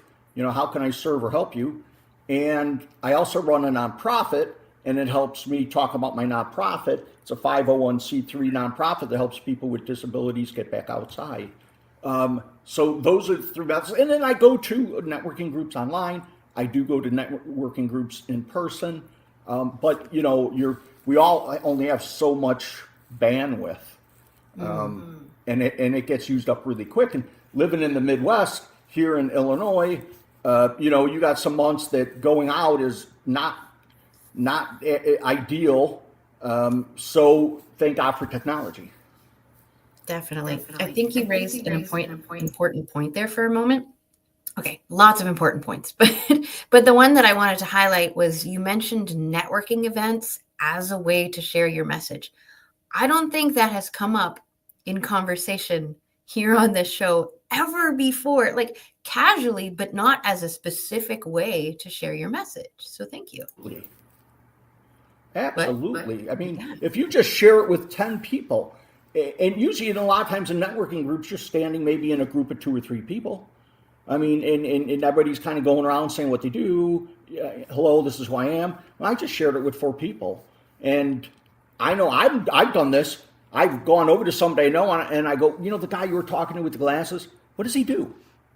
Because, you know, like for some reason, maybe I was interested or maybe I might have overheard something. And it's a great way to share your message. And sometimes these networking events have sponsorship opportunities. Ooh. Well, you know, and they're pretty reasonable. Well, you know what? Spend $1 or $3 and help sponsor the event. And then you kind of get your own stage for 10 or 15 minutes. So they're great opportunities. Cough, shameless plug, cough. Yeah, we have bLU Talks Networking coming up on Wednesday. Send me a message.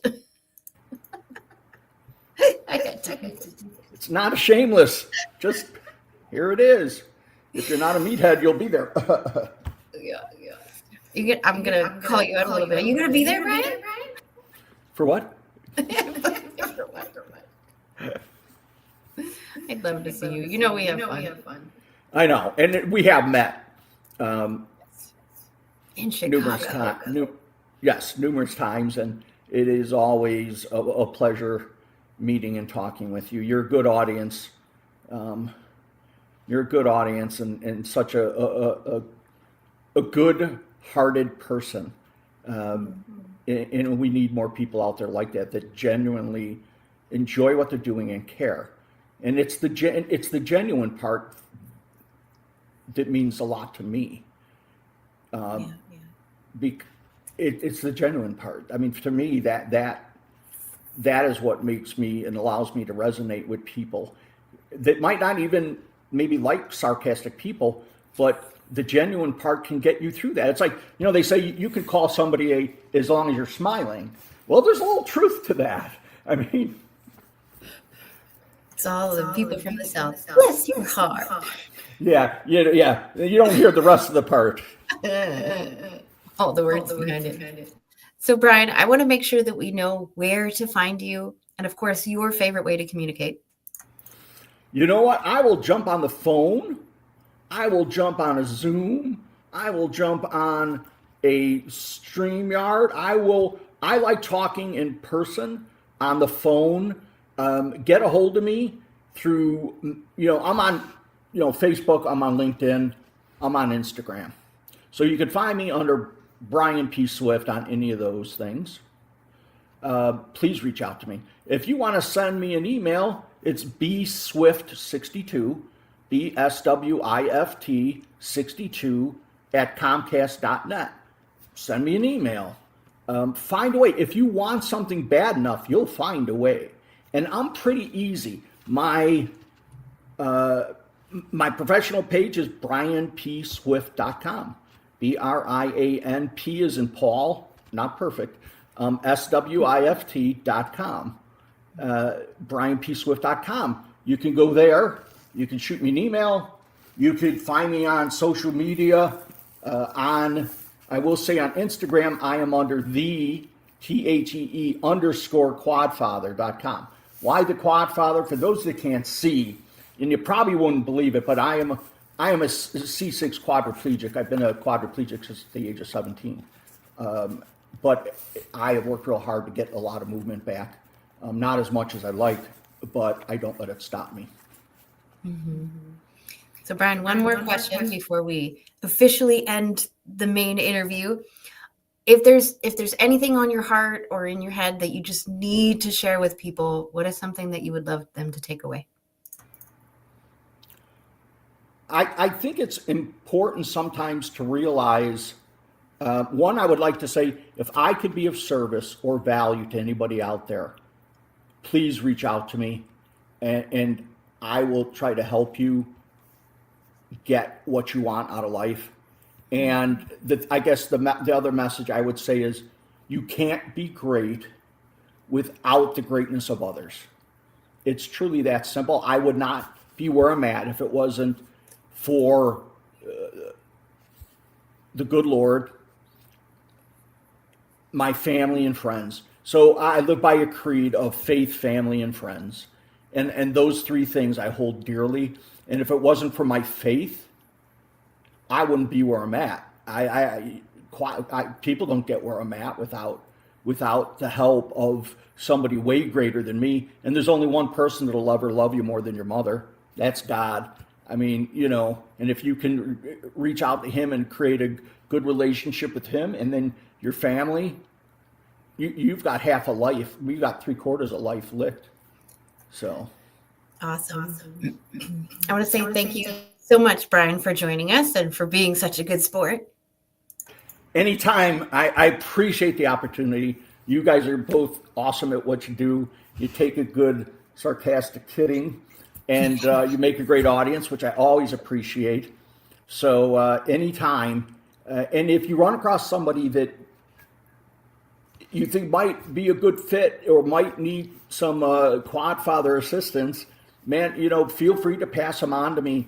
Again, I'm here to serve. You get where you want to be by helping others get where they want to be. It's really that simple. Not easy, but it is that simple. So I'm going to invite you to join us for the last few minutes of the show.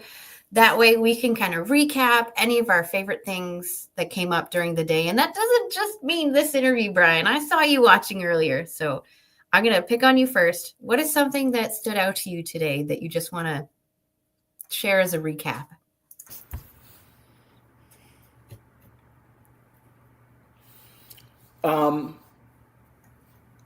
I love listening to the perspective of others in their journeys and what they're trying to do.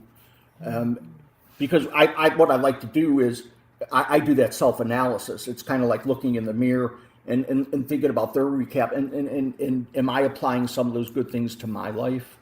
I try to do it without that, do I agree or disagree? But just apply it to myself. And that helps me make corrections.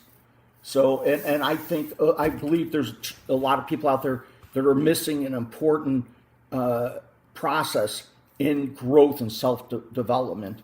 And that is doing that, check up from the neck up and doing that self-analysis, being honest with themselves, being truthful, and sitting down and really evaluating yourself. Not are you being successful, but in your steps, am I doing what I need to do to get where I'm going to be? I love that. What about you, Lisa? So much.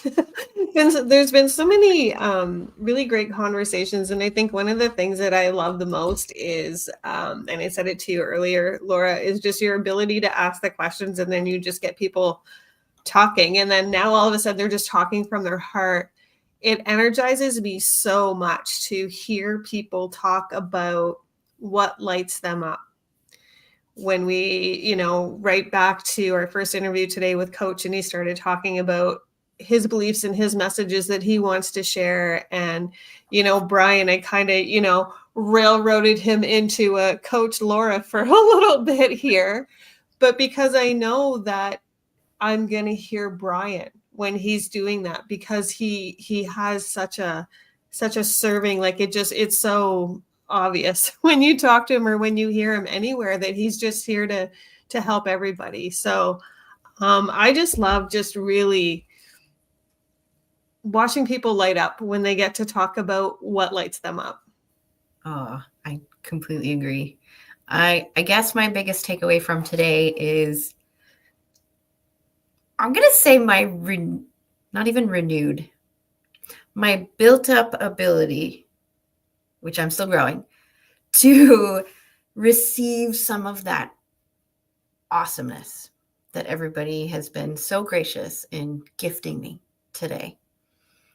It can still be hard, but at the same time, I'm like, breathe it in, soak it in, let that greatness sit. That's been a theme all of today, celebrating those wins, feeling that excitement. Right from the beginning, we started our day with that. And so I want to make sure that I end the day with that same feeling of, we are such badasses. And I am so grateful to have met and talked to each and every one of you today.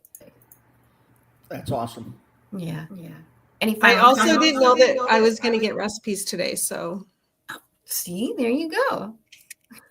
I want to hear some feedback on that orange chicken. Trust me. I saw the picture of the burnt ends yesterday. It made me hungry. They turned out well. They looked really good. Awesome. So I am going to end the day with this. This is the end of day 1, but you will see us again tomorrow for day 2 of Amplify Your Message. We are here all week from 10 a.m. Eastern to 2:45 p.m. Eastern. I was like, wait, no, 1:45 p.m. Eastern. I'm in Atlantic. I'm constantly calculating in my head all day long. So we will be live all week. And I do want to let people know and remind people, we do have a networking event on Wednesday. So if you want to come and meet members of our community, other people just showing up, we want to say hello. Come say hello. And not this weekend, but next weekend, the 21st, 22nd, 23rd, that's our Experts Boot Camp. You want to learn to amplify your message? You want to learn about TEDx? You want to learn how to get paid to speak and so many other awesome things? It's free. Come join us. Ask me for the link. I will definitely send it to you. I will be your host. So, of course, I'm a little biased, but I know how much value is there because I've been to every single one. Much love. See everyone tomorrow. And then I'm going to sing and dance as I click the end stream button. La, la, la, la, la. Bye, everyone.